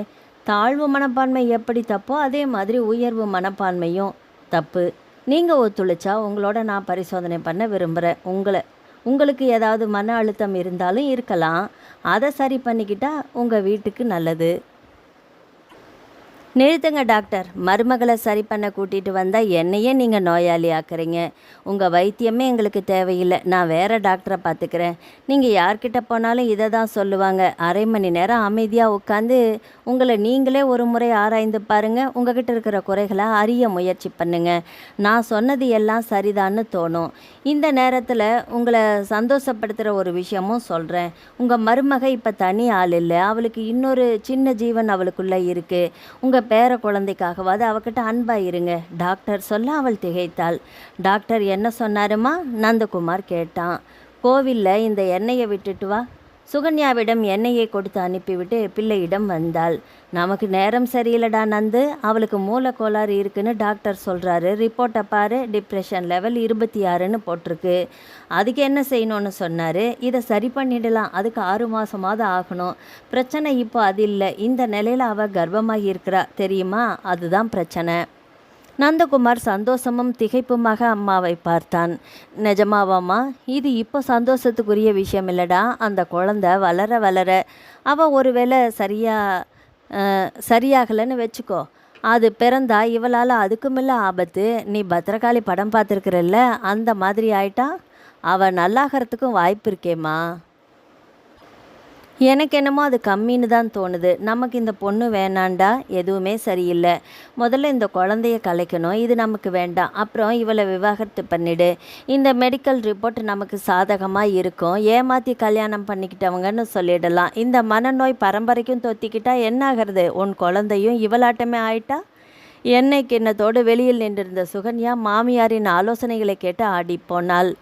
மனித மனம் மிக லாவகமாக கையாளப்பட வேண்டிய அற்புதமான கருவி. கண்ணாடி பாத்திரத்தை எண்ணெய் கையோடு தூக்கிச் செல்வது போல மிக பத்திரமாக கையாளப்பட வேண்டும். சற்றே வழுக்கினாலும் உடைந்து தூள் தூளாகிவிடும்.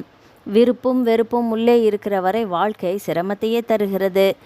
ஒவ்வொரு மனிதருக்கும் ஒவ்வொரு வித எதிர்பார்ப்புகள், அகங்காரங்கள். நன்றாக இருக்கும் நூல் கண்டை சிக்கலாக்கி தூக்கி எறிய துடிக்கும் குரூரர்கள் ஆபத்தானவர்கள். தான் எனும் அகங்காரம் தலைக்கேறும் நிலையில் குரூரத்தன்மை அதிகரிக்கிறது. சுகன்யாவின் மாமியார் அப்படி ஒரு குரூர மனநிலையில்தான் இருந்தாள். ஒரு பெண்ணாக இருந்தவரை சுகன்யா எல்லாவற்றுக்கும் அடங்கிதான் போனாள். ஆனால் இப்போது தாயாக தயாராகும் நிலையில் தன் சிசுவை காப்பாற்றி கொள்ளும் பதற்றம் எழுந்தது அவளிடம்.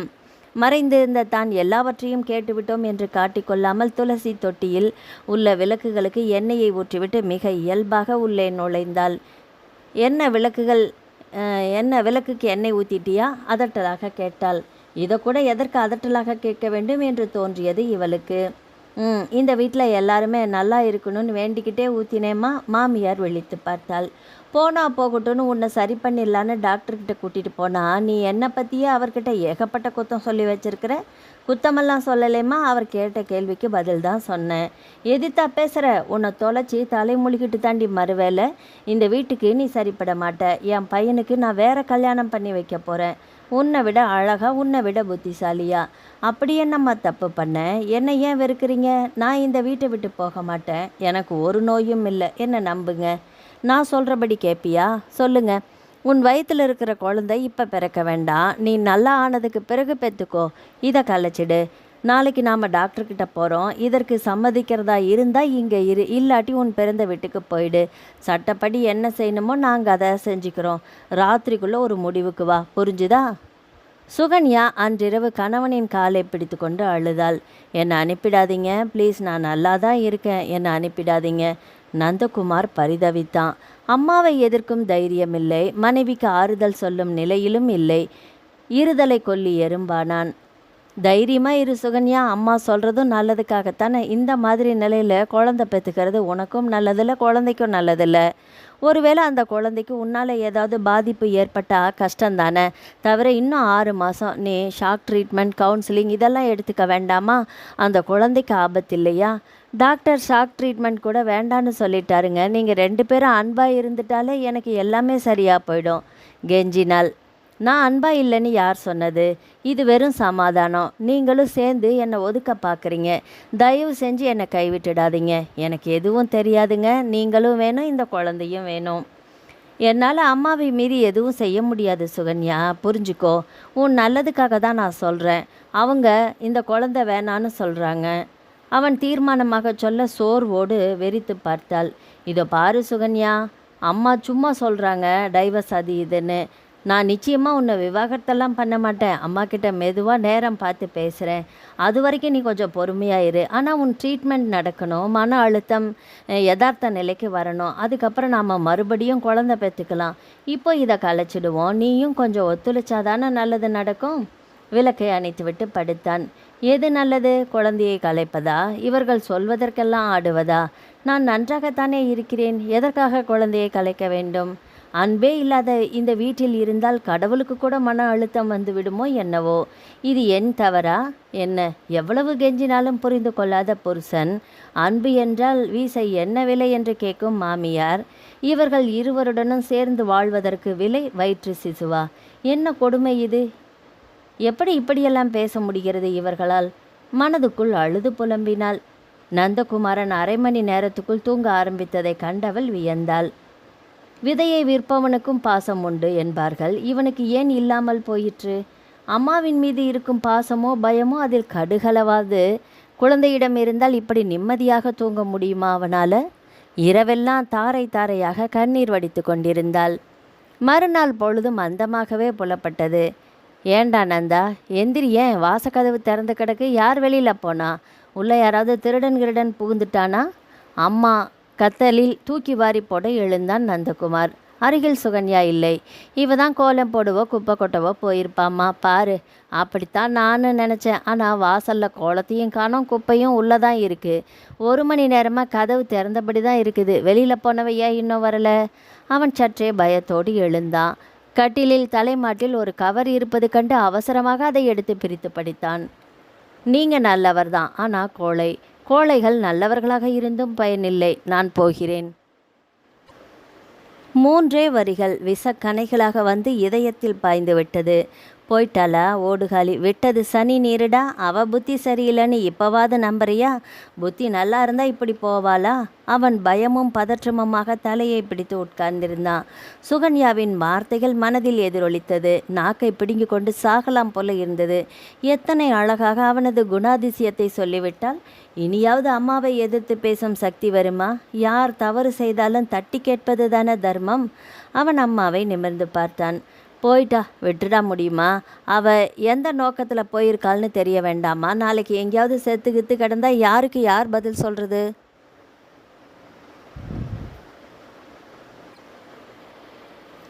அவங்க அப்பா வீட்டுக்கு தான் போயிருப்பா. வேற போக்கிடம் ஏது? கையில் வேலை வெட்டியும் கிடையாது, ஒன்றும் இங்கே இல்லை. அங்கே குழந்தைய கலைன்னு நாம் சொன்னதுமே அங்கே ஓடியிருப்பா. அவங்க அப்பனாவது அவளை அங்கே வச்சுக்கிறதாவது சுகத்தில் அடித்த பந்தாட்டமாக இங்கே கொண்டு தான் விடுவான். அப்போ அவன் முகத்திலே இந்த ரிப்போர்ட்டை தூக்கி வீசுவான். கருவை கலைச்சிடுன்னு அவனே சொல்லுவான். இன்னும் 2 நாளில் அவன் இங்கே வருவான் பாரு. அம்மா அலட்சியமாக சொல்லிவிட்டு போய்விட்டாள். நந்தகுமாரின் அடிவயிற்றே பயம் கவ்வியது. போலீஸ் நிலையம், சிறை, கோர்ட் என்று மனசு ஏதேதோ கற்பனை செய்தது. 2 அல்ல 3 நாள் ஓடியது. யாரும் வரவில்லை. ஆனால் ஃபோன் வந்தது. சுகன்யாவின் அப்பாவிடம் இருந்தது. அம்மா தான் பேசினாள். மன்னிச்சிடுங்க, என் பொண்ணு இப்படி சொல்லாமல் கொள்ளாமல் வீட்டை விட்டு வந்திருக்கக்கூடாது. தப்பு தான், சின்ன பொண்ணு தானே, தெரியாமல் செஞ்சிட்டா. அதனால தான் அவளை அப்படியே திருப்பி அனுப்பிட்டேன். எப்படி வந்தியோ அப்படியே போய் சேரு, அதுதான் உன் வீடுன்னு சொல்லிட்டேன். பெரிய மனசு பண்ணி அவளை மன்னிச்சு ஏற்றுக்கணும். அவள் வந்து சேர்ந்துட்டாளா? இப்போவாச்சும் அவளுக்கு மூளை கலங்கிருக்குன்னு ஒத்துக்கிறீங்களா? நல்லா தான் இருந்தா, ஆனால் ஏன் இப்படி செஞ்சான்னு தெரியலையே. நான் அவளை பேசவே விடலை. வந்ததுக்கு 2 இட்லியை சாப்பிட்டுட்டு கிளம்புன்னு உடனே பஸ் ஏற்றி விட்டுட்டேன். அவர் பேசி முடிப்பதற்குள் அம்மா ஃபோனை பட்டென்று வைத்து விட்டாள். அவங்க அங்கே இருந்து அனுப்பிட்டாங்களாம். அவள் இங்கே தான் வருவா. வரட்டும், பேசிக்கிறேன். அம்மா வன்மத்தோடு காத்திருந்தாள். ஆனால் சுகன்யா வரவில்லை. தான் விரும்புவதை செய்து முடிப்பதே வெற்றி என்று நினைப்பது மனித சுபாவம்தான். அந்த வகையில் வெற்றி பெற்றுவிட்டதாகவே நினைத்தாள் அம்மா. சுகன்யா வரவே இல்லை. தங்களது பாதுகாப்புக்காக அவளை காணவில்லை என்று போலீஸில் புகார் கொடுக்க கேட்டபோது வேறு வழியின்றி தன்னை காத்துக்கொள்ள அவளது முந்தைய காதலை பற்றி அவர்களிடம் சொன்னான். அவளது அப்பாவிடம் விசாரிக்க அவர்கள் அதை ஒப்புக்கொண்டார்கள். இதை ஏண்டா என்கிட்ட நீ சொல்லலை? அம்மா குதித்தாள். அவன் வழக்கம் போல மௌனமாக இருந்தான். இது தெரிஞ்சிருந்தா கல்யாணத்தையே நிறுத்தி இருப்பேனே. கேடுகட்ட குடும்பண்டாது. தலை மொழிகிட்டு நிம்மதியாக இரு. நாம் எந்த தப்பும் பண்ணலை, புரிஞ்சுதா? அவளாக ஓடி போனதுனால யாரும் நம்ம எதுவும் சொல்ல மாட்டாங்க. கோர்ட்டில் ஒரு டாக்குமெண்ட் கொடுத்துடுவோம். நல்ல பொண்ணாக பார்த்து உனக்கு கட்டி வைக்கிறேன். ராஜா மாதிரி இருக்க வேண்டியவன் நீ கொஞ்ச நாளில் என்ன பாடுபட்டுட்ட. ஒரு வழியாக 7.5 சனி விட்டுச்சு. பெண் தேடத் தொடங்கி விட்டால் அம்மா. வலது காலை எடுத்து வச்சு வாம்மா மாமியார் அழைக்க உள்ளே வந்தவள்தான் பிருந்தா. பணக்கார வீட்டின் ஒரே பெண். பணத்தோடு பணம் ஜோடி சேர்ந்திருந்தது. பொறியியல் பட்டதாரி என்றாலுமே வேலைக்கு செல்ல அவளுக்கு விருப்பமில்லை. பணம் நிறைய இருந்ததால் லேடிஸ் கிளப், சமூக சேவை என்று பொழுது போக்கி கொண்டிருந்தாள். 10 நாள் ஓடியே போயிற்று. ஃப்ரிட்ஜில் காய் இருக்க ஒரு சாம்பார் வச்சு பீன்ஸ் பொரியல் செஞ்சிடுமா பிருந்தா. பூஜை அறையை சுத்தப்படுத்தியபடி மருமகளுக்கு உத்தரவிட்டாள். எனக்கு சமைக்க தெரியாது. பட்டென்று வந்தது பதில். பொம்பளை புள்ள சமைக்க கற்றுக்காமலா வளர்ந்த. எங்கள் வீட்டில் சமையலுக்கு ஆள் உண்டு. 3 பேர் இருக்காங்க. விதவிதமாக சமைச்சு போட வேணும்னா அதில் ஒரு ஆளை இங்கே வர சொல்கிறேன். இந்த சமையல் வேலையெல்லாம் என்கிட்ட சொல்லாதீங்க. மாமியார் அயர்ந்து போனாள். என்ன தான் பணம் இருந்தாலும் புருஷனுக்கு பொண்டாட்டி தான் சமைச்சு போடணும். அதுதான் இந்த வீட்டு வழக்கம். நாங்களும் பணக்காரங்க தான். எல்லா வழக்கமும் நாமளாக ஏற்படுத்திக்கிறது தானே. நீங்கள் ஏற்படுத்தின வழக்கத்தை உங்களால் உடைக்க முடியாதா என்ன? ஏன் நீயும் தானே வழக்கம் வச்சுருக்கிற, சமையல்காரன் சமைச்சாதான் சாப்பிட்றதுன்னு. அந்த வழக்கத்தை நீ உடைக்கிறது. சமையல்காரன் கையால் சாப்பிட பிடிக்கலைன்னா நீங்கள் வேணால் உங்களுக்கு சமைச்சிக்கோங்க. இந்த வீட்டுக்குள்ளே சமையல்காரன் நுழைய நான் அனுமதிக்க மாட்டேன். வேண்டாம். எங்கள் அப்பாவுக்கு இன்னும் 4-5 பங்களா இருக்குது. அதில் ஏதாவது ஒரு பங்களாவுக்கு நாங்கள் தனி கொடுத்துனோம் போய் சமையலுக்கு ஆள் போட்டு சாப்பிட்டுக்கிறோம். பிருந்தா சொல்ல மாமியார்காரி அதிர்ந்து போனாள். ஏட்டிக்கு போட்டியாக வீட்டில் ஒரு ஆளா? அடக்கிய பழக்கப்பட்டவளுக்கு அடங்கி போய் பழக்கமில்லை. வந்து 10 நாள் கூட ஆகவில்லை. அதுக்குள்ளாகவே இவ்வளவு திமிரா, இவ்வளவு வாயா? என்னடா நந்தா இப்படி பேசுகிறா? பண திமிரில் ஆடுறாளா? நந்தகுமார் எரிச்சலை சிரமப்பட்டு அடக்கி கொண்டான்.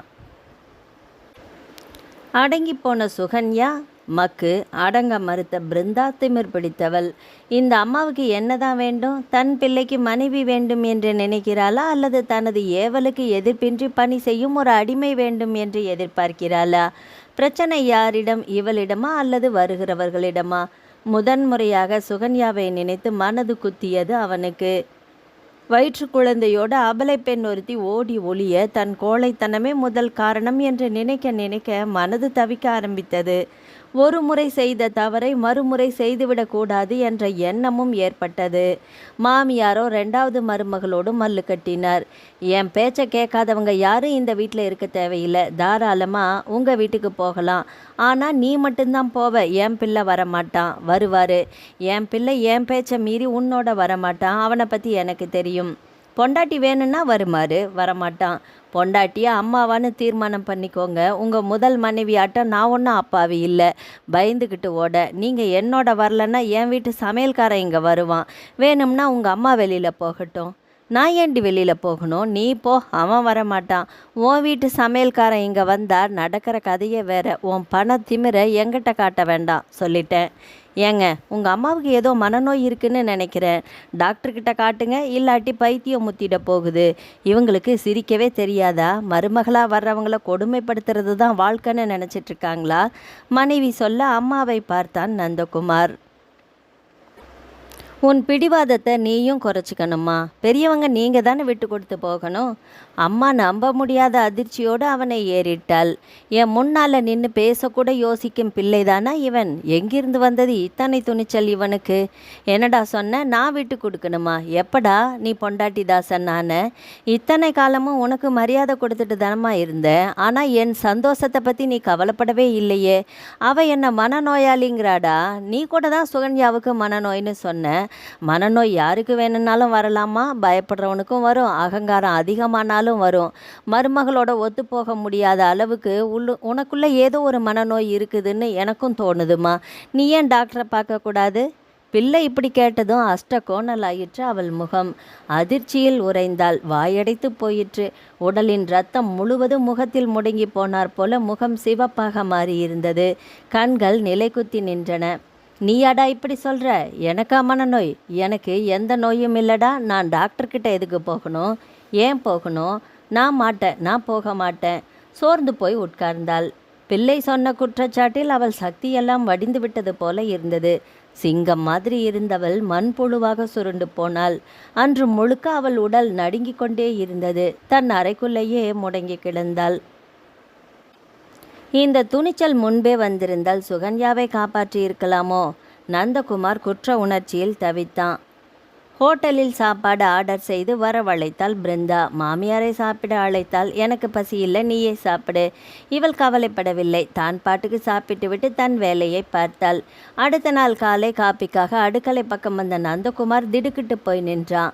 அங்கே அத்தனை மளிகை சாமான்களும் அரிசியும் வீசி இறைக்கப்பட்டிருந்தன. பருப்பு வகையராக்களும் தானிய வகையராக்களும் சிதறி கிடக்க அவற்றின் மீது அரிசி, கோதுமை, கடலை, மைதா என்று ஒன்று விடாமல் கொட்டப்பட்டிருக்க அதன் நடுவே கால் நீட்டி தலைவிரி கோலமாக அமர்ந்திருந்தாள் அம்மா. பயந்து போனான் அவன்.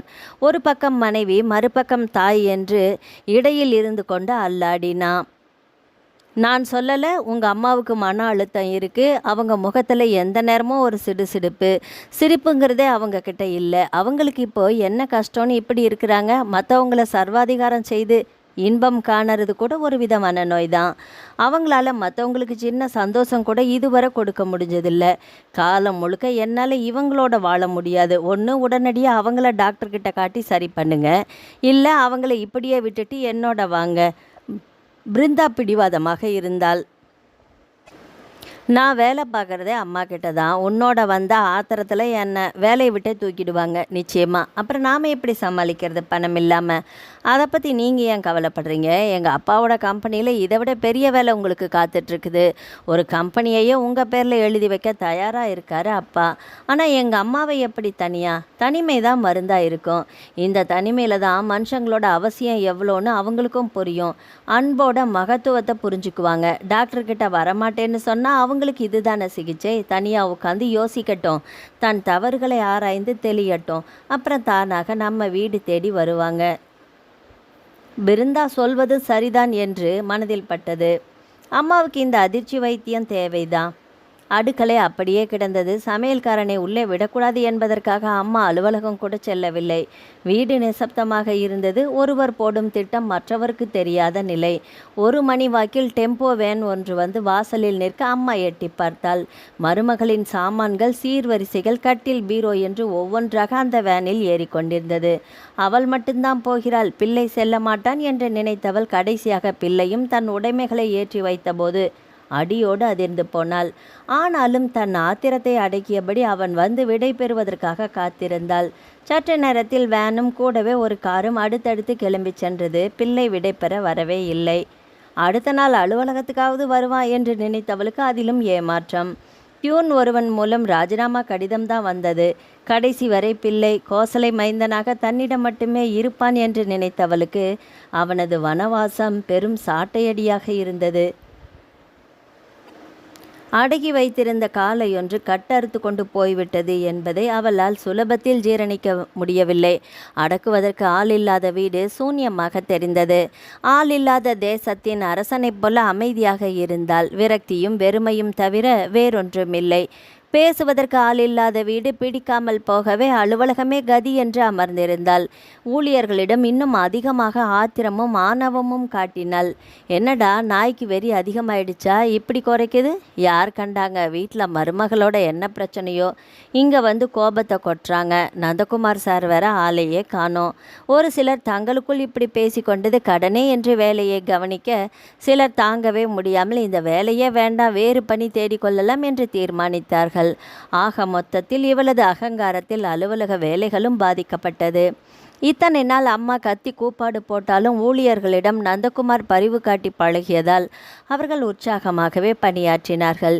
இப்போது அதுவும் இல்லை. எனவே ஊழியர்கள் ஒவ்வொருவராக வேலையை விட்டு செல்ல சரியான தகுதிகளோடு புது ஆட்களும் கிடைக்காத நிலையில் நிர்வாகம் நஷ்டத்தில் முடங்கியது. அனைத்துமே தன் நடவடிக்கைகளால் தான் காரணம் என்பதை மிக மிக தாமதமாகவே அவள் புரிந்து கொண்டபோது கம்பெனி இழுத்து மூடப்பட்டது. கிட்டத்தட்ட ஓராண்டு வரை திரும்பி பார்க்காமல் இருந்த நந்தகுமார் குழந்தை மீரா பிறந்த பிறகு அம்மாவுக்கு பேத்தியை காட்டலாம் என்று ஊருக்கு வந்தபோது வீடும் கம்பெனியும் விற்கப்பட்டு விட்டதை அறிந்து திகைத்தான். எல்லாமே அம்மாவின் பெயரில் இருந்தது. அதனால் விற்பதில் சிக்கல் இருந்திருக்காது. ஆனால் அம்மா என்னவானால், எங்கே போனால், அத்தனை பணம் அவளுக்கு பாதுகாப்பாக இருக்கிறதா அல்லது ஆபத்தாகி விடுகிறதா என்று ஒன்றும் புரியவில்லை.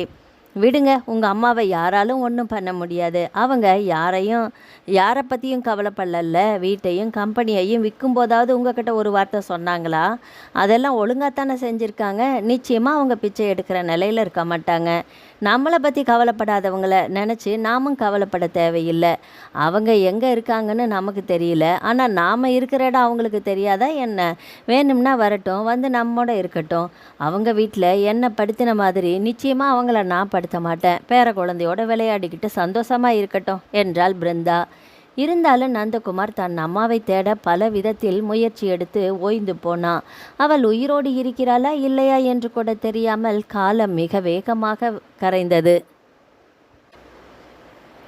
அப்பா, ராத்திரி நல்லா தூங்கினீங்களா? டிஃபன் ரெடி, நீங்கள் குளிச்சுட்டு வந்தால் சாப்பிட்லாம். மீரா காபி கோப்பையோடு வந்தாள். வர்றேன், சாப்பிட்ட பிறகு நாம் கொஞ்சம் வெளியில் போகணும். முதல்ல நமக்கு ஒரு வீடு பார்க்கணும். நண்பர் ஒருவர் எனக்கு ஒரு வேலைக்கு ஏற்பாடு செஞ்சு தரேன்னு சொல்லியிருக்காரு. இவ்வளோ காலம் முதலாளியாக இருந்தாச்சு, யானைக்கும் அடி சறுக்கி விழுந்தாச்சு. இனி எழுந்து நிற்கிற வரைக்கும் பட்டினி கிடக்க முடியாதே. உங்கள் அம்மா கிட்ட மெல்ல விஷயத்த சொல்லணும். அம்மா கிட்ட மெதுவாக நானே சொல்லிட்டேன்ப்பா. அவர் திகைப்போடு பார்த்தார். என்ன சொன்னா? முதல்ல நம்பல, அப்புறம் நான் சீரியஸாக தான் சொல்கிறேன்னு புரிஞ்சதும் அமைதியாயிட்டாங்க. அந்த அமைதிக்கு என்ன அர்த்தம் என்று விளங்காமல் தவித்தார் நந்தகுமார். சாப்பிடும்போது பிருந்தாவின் முகத்தில் எந்த சலனமும் இல்லாதது கண்டு வியந்தார். எதனால் இந்த நிலை ஏற்பட்டது என்று கூட அவள் கேட்கவில்லை. என்னைக்கு இந்த வீட்டை விட்டு போகணும் நாம? திடீரென்று அவள் கேட்டதும் தடுமாறினார். 1 மாதம் அவகாசம் இருக்கு என்றவர் சில வினாடிகள் கழித்து, சாரி பிருந்தா, இத்தனை காலம் கழித்து இப்படி ஒரு நிலைமைக்கு உன்னை கொண்டு வந்துட்டேன். ஆனால் கவலைப்படாத, எனக்கு தன்னம்பிக்கையும் தைரியமும் கொடுத்ததே நீ தானே. நிச்சயமாக நான் விட்ட இடத்த பிடிப்பேன். மறுபடியும் உன்னை பங்களாவில் வாழ வைப்பேன். இது ஒரு தோல்விதான், ஆனால் இதுவே நிரந்தரமல்ல. பிருந்தா புன்னகைத்தாள். இப்போ உங்கள் அம்மா இங்கே இருந்தாங்கன்னா நல்லா வேணும்னு சந்தோஷப்படுவாங்க இல்லை? அவங்கள ஏன் இப்போ நினைவுபடுத்துகிற? எனக்கு என்னமோ அவங்க உயிரோட எங்கேயோ இன்னும் வீம்பா அதே மாதிரி தான் இருப்பாங்கன்னு தோணுது. எப்படியோ இருந்துட்டு போகட்டும், விடு. நான் என்னை பற்றி கவலைப்படலை, நல்லாவே வாழ்ந்து முடிச்சிட்டேன். ஆனால் மீராவோட கல்யாணம் அது நல்லபடியாக நடக்கணும் இல்லை? கண்டிப்பாக நடக்குமா? என்ன கொஞ்சம் எளிமையாக நடக்கும். அதுக்கு அவங்க ஒத்துக்கணும். எனக்கு ஏதாவது வேலை கிடைக்குமாங்க? நான் படித்த படிப்புக்கு இந்த வயசுக்கு கிடைச்சா உங்கள் கஷ்டத்துக்கு நானும் உதவுவேன் இல்லை? நந்தகுமாரின் கண்கள் சற்றே கலங்கியது.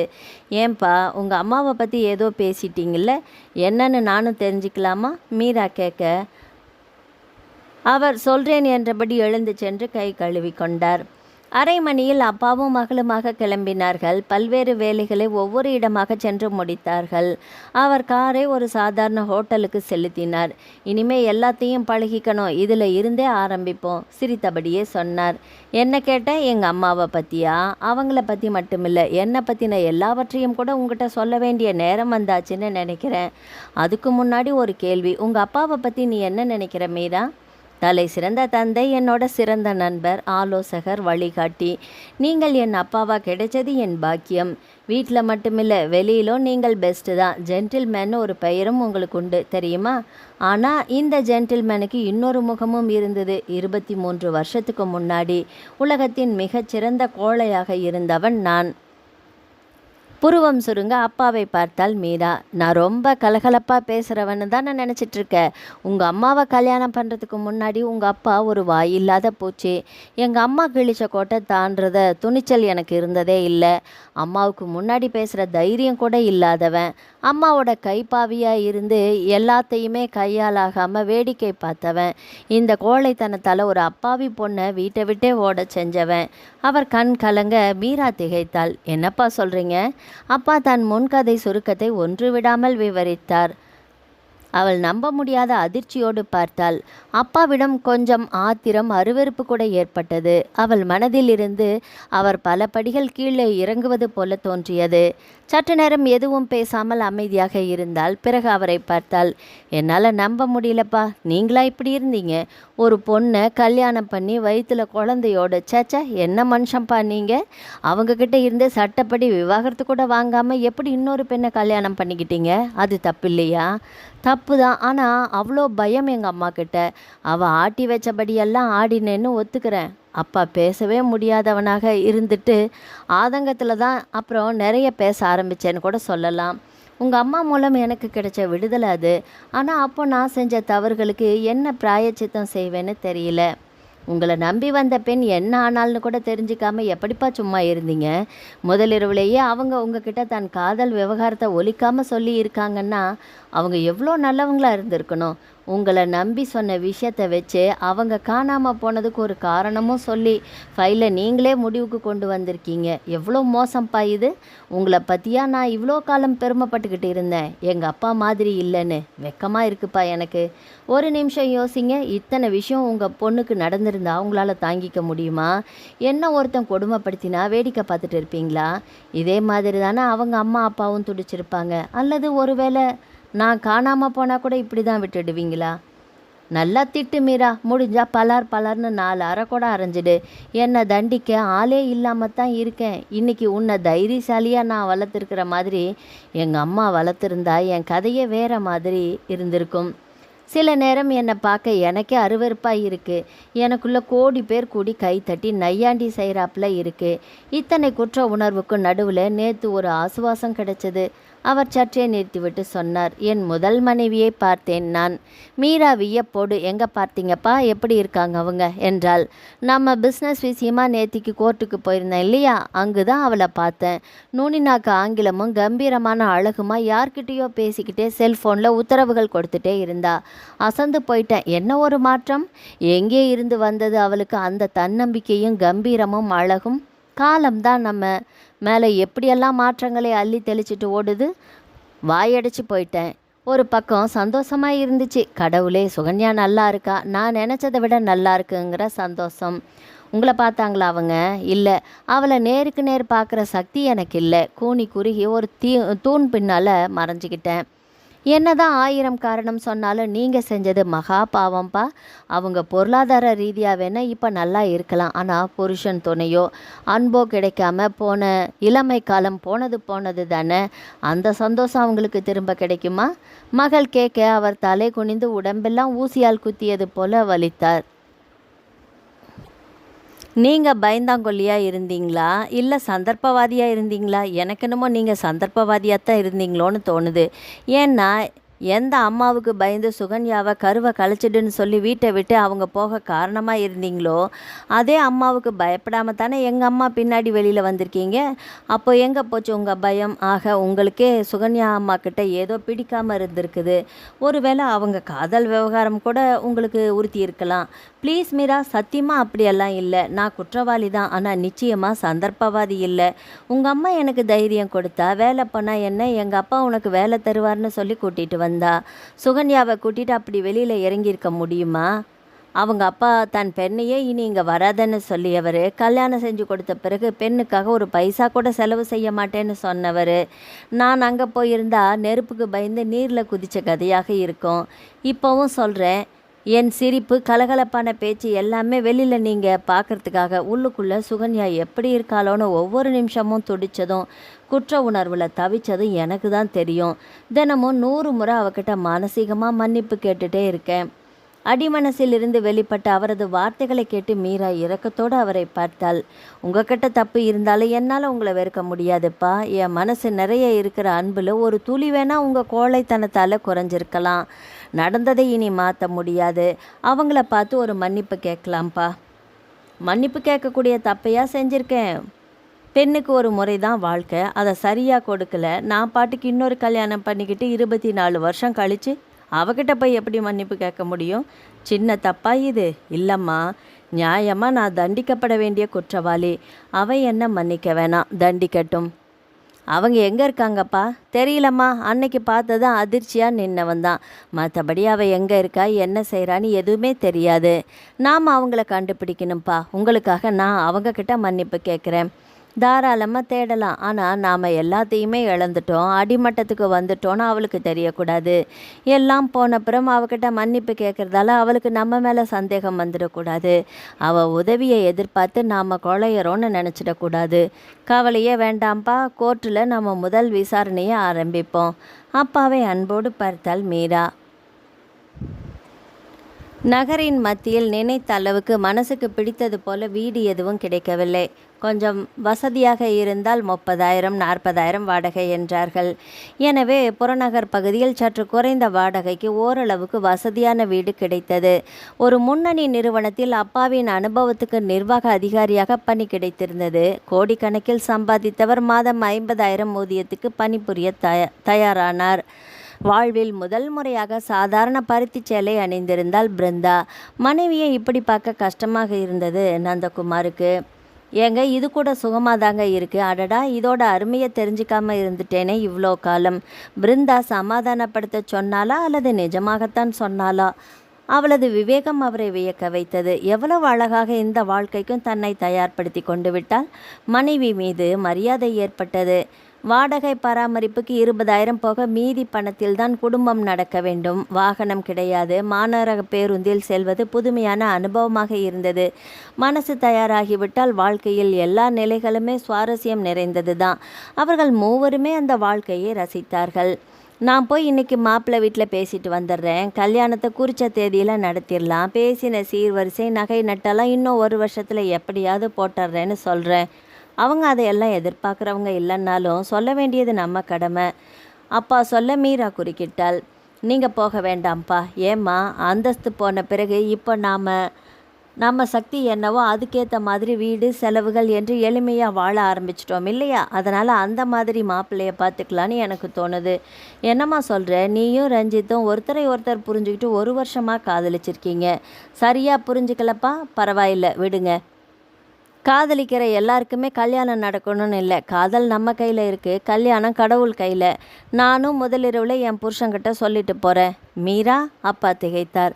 ரஞ்சித் ஏதாவது சொன்னானாம்மா? அவங்கெல்லாம் ரொம்ப நல்லவங்கன்னு நீ தானே சொன்ன.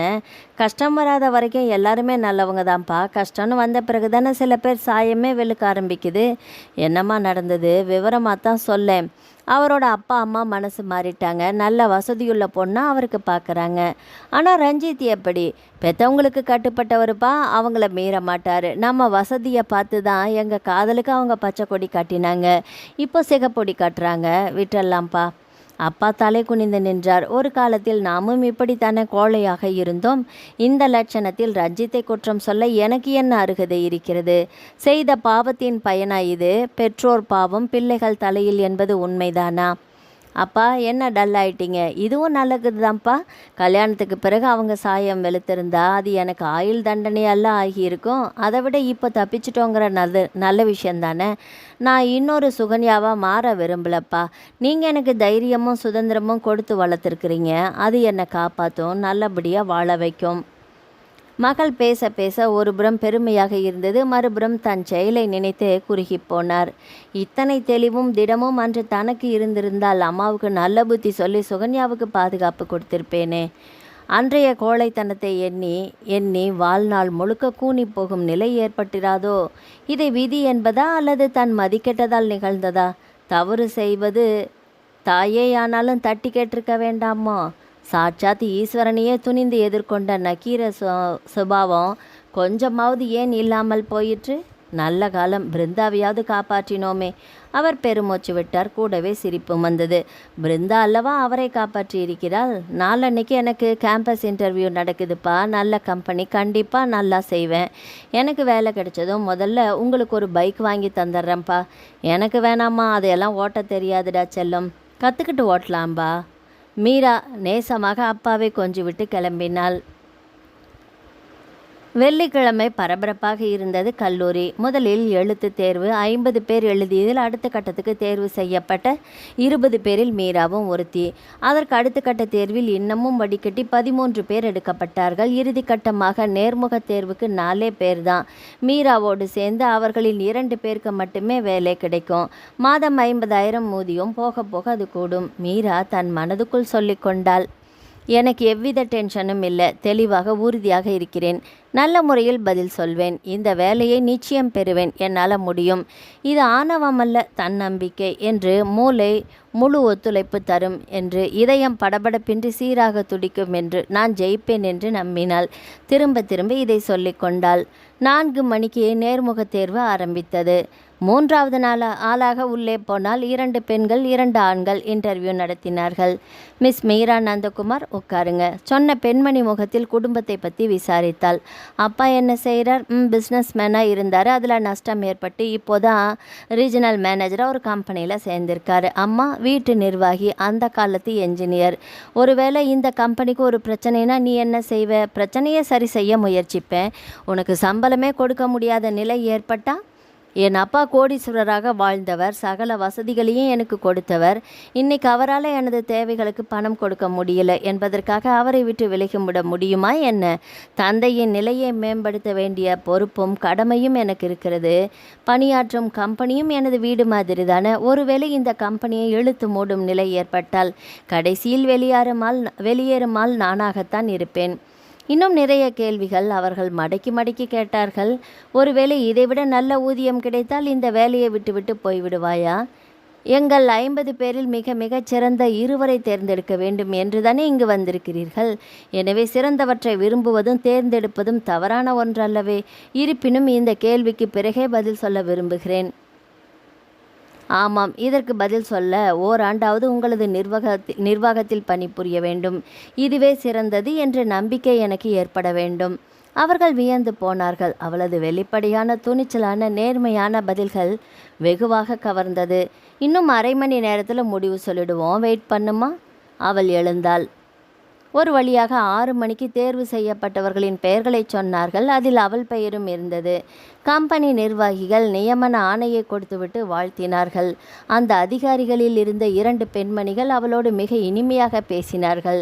தங்களது நிறுவனம் பற்றிய பல தகவல்களை அவளிடம் பகிர்ந்து கொண்டார்கள். உன்னை இவ்வளோ புத்திசாலியாகவும் தைரியசாலியாகவும் வளர்த்த உங்கள் அப்பா அம்மாவை பார்த்து பாராட்டு சொல்லணுமா? அதுக்கு என்ன மேடம், நானே ஒரு நாள் அவங்கள ஆஃபீஸ்க்கு கூட்டிகிட்டு வரேன். அதுக்கு முன்னாடி அவங்க ஃபோட்டோவை காட்டுறேன், என் மொபைலில் இருக்குது. தான் பதிவு செய்து வைத்திருந்த அம்மா அப்பாவின் படங்களை காட்டினாள். மேடம், உங்கள் 2 பேரோட நானும் ஒரு படம் எடுத்துக்கிறேன். தோழி ஒருத்தியிடம் மொபைலை கொடுத்து அவர்களோடு படம் எடுத்தாள். விடை பெற்று கிளம்பினாள். வீடு செல்லும் வழியில் இனிப்பு வாங்கி கொண்டாள். அப்பாவிடம் பணி நியமன கடிதத்தை கொடுத்தாள். அடுத்த வாரம் மும்பை போகணும்ப்பா, 3 மாதம் பயிற்சி, அதுக்கப்புறம் எங்கே போஸ்டிங் போடுறாங்களோ அங்கே போய் சேரணும். நாம் மறுபடியும் நல்ல நிலைமைக்கு வருவோம்ப்பா. உங்கள் தொழிலை நீங்கள் திரும்பவும் ஆரம்பிக்கணுங்கிறது தான் என்னுடைய ஆசை. நிச்சயம் எல்லாம் நடக்கும். இன்டர்வியூவில் என்னெல்லாம் கேட்டாங்க? நிறைய கேட்டாங்க, மடக்கி கேட்டாங்க. அவள் அத்தனையும் சுவாரஸ்யமாக சொன்னாள். தான் எடுத்துக்கொண்ட படத்தை காட்டினாள். அதை பார்த்து அப்பாவின் முகம் ஒரு கணம் ஆச்சரியத்திலும் அதிர்ச்சியிலும் ஆழ்ந்தது. அதையே வெறித்து பார்த்தார். மீராவின் இடப்பக்கம் நின்றிருந்தது சுகன்யாவே தான். ஏசியின் சப்தம் மெல்லிதாக ஒரு சுருதி போல ஒலிக்க சுகன்யா உறக்கம் வராமல் விடிவிளக்கை வெறித்தபடியே அமர்ந்திருந்தாள். எல்லா மனிதர்களுக்குள்ளும் ஏதோ ஒரு காயம் இருக்கிறது. சில நேரம் ஆறிப்போன காயங்கள் கூட வலியை கொடுக்கும். அவளுக்கும் அப்படி ஒரு வலிதான் ஏற்பட்டிருந்தது. நந்தகுமாரின் மகள்தான் மீரா என்று தெரிந்தபோது ஆச்சரியம் ஏற்பட்ட அதே நேரம் இழந்த வாழ்க்கையின் வலியும் படர்ந்தது. அந்த இரவின் படபடப்பும் பயமும் இன்னமும் மனதின் ஒரு மூலையில் நீரு பூத்த நெருப்பாக இருந்தது. இறுக்கி மூடின விழிகளிலோடே மெல்லிய கோடாக இறங்கி வழிந்தது கண்ணீர். கடந்த காலம் கண்முன் விரிந்தது. அம்மா, என்னை கலைச்சிடுவியா? அவள் திடுக்கிட்டாள். ப்ளீஸ்மா, என்னை கலைச்சிடாத. நான் வாழணும், என்னை காப்பாத்துமா? அதிர்ச்சியோடு எழுந்தாள். வயிற்றை தொட்டு பார்த்தால் உள்ளே இருக்கும் ஜீவனின் துடிப்பை கைகள் உணர கண்ணீர் பீரிட்டது. என்ன செய்ய போகிறேன் நான்? மாமியாரின் பின்னால் போகப் போகிறேனா? புருஷன் காப்பாற்றுவான் என்று பார்த்தால் தாயே அவன் மீறுகிற மாதிரியே தெரியவில்லை. இருவரும் கைவிட்ட பின் என் சிசுவை காப்பாற்ற என்ன வழி? இந்த வீட்டில் இருக்கும் வரை காப்பாற்ற முடியாது. போய்விடு. எங்கே போக? பிறந்த வீட்டுக்கா? அப்பா என்னை உள்ளே ஏற்றுவாரா? இந்த குழந்தையை காப்பாற்ற அவர் உதவாமல் போய்விடுவாரா? என்ன, நிச்சயம் உதவுவார். இன்னும் ஒரு 3 மாதம் எப்படியாவது அங்கு ஓடிவிட்டால் அபார்சன் செய்ய முடியாத நிலைக்கு அது வளர்ந்துவிடும். அதற்கு பிறகு இங்கேயே வந்தால் போயிற்று. ஆம், அதுதான் சரி. புருஷன் நல்லவன்தான், ஆனால் கோழை. தாயாரின் கைகளில் ஆடிக்கொண்டிருக்கும் தலையாட்டி பொம்மை. குழந்தையை காப்பாற்ற அவனை கொஞ்ச காலம் பிரிந்தே ஆக வேண்டும். இப்படி தீர்மானித்தவள் உடனே செயல்பட்டாள். வெள்ளைத்தாள் ஒன்றில் 2 வரிகள் கிறுக்கிவிட்டு ஒரு சிறிய தோல் பெட்டியில் துணிமணிகளும் கொஞ்சம் பணமும் எடுத்து வைத்து கொண்டு கிளம்பினாள். வாசல் கதவு திறந்து இருட்டில் இறங்கி வேகமாக நடந்தாள். அலுவலகம் கிளம்பி கொண்டிருந்த அப்பா பெட்டியும் கையுமாக வந்து நின்ற பெண்ணை கண்டு திகைத்தார். அவரை பார்த்ததும் அடைத்து வைத்த துக்கம் பீறிட்டது அவளுக்கு. என்ன, நீ மட்டும் வர, ஏதாவது பிரச்சனையா? அப்பா, அவங்க ஏதாச்சும் சொன்னால் உடனே பெட்டியை தூக்கிட்டு இங்கே வந்துடுவியா? அறிவிற்கா உனக்கு? ஏற்கனவே மாமியார் உனக்கு மூளை கலங்கியிருக்கு, கூட்டிகிட்டு போய் வைத்தியம் பாருங்கங்கிறா. அதை உண்மைன்னு நிரூபிக்கிறியாக்கும். என்ன பிரச்சனைனாலும் அங்கேயே தீர்த்துக்க வேண்டியது தானே? அது இல்லைப்பா, இதோ பாரு, இனி இங்கே வர்றதா இருந்தால் உன் புருஷனோட தான் வரணும். அல்லது நாங்கள் வந்து நல்ல நாள் விசேஷம்னா உங்கள் வீட்டுக்காரங்க அனுமதியோடு கூட்டிகிட்டு வருவோம். மற்றபடிக்கு இந்த மாதிரி சண்டை பூசல்னு தனியாக பெட்டியை தூக்கிட்டு வர்ற வேலையெல்லாம் வேணாம் சொல்லிவிட்டேன். அந்த மாதிரி வந்தால் நான் இங்கே உள்ளே ஏற்ற மாட்டேன். இது முதல் தரம்னு மன்னிக்கிறேன். வந்ததுக்கு டிஃபனை சாப்பிட்டுட்டு கிளம்புற வழியை பாரு. 2 இட்லி கொண்டாந்து கொடு இவளுக்கு, சாப்பிட்டுட்டு கிளம்பு, நானே பஸ் ஏற்றி விட்டுறேன். அப்பா அவளை பேசவே விடவில்லை. அவளது கஷ்டங்களை காது கொடுத்து கேட்கவும் தயாராக இல்லை. திருமணம் செய்து வைத்த கையோடு தன் கடமையும் பொறுப்பும் தீர்ந்து விட்டதாக நினைத்தார்.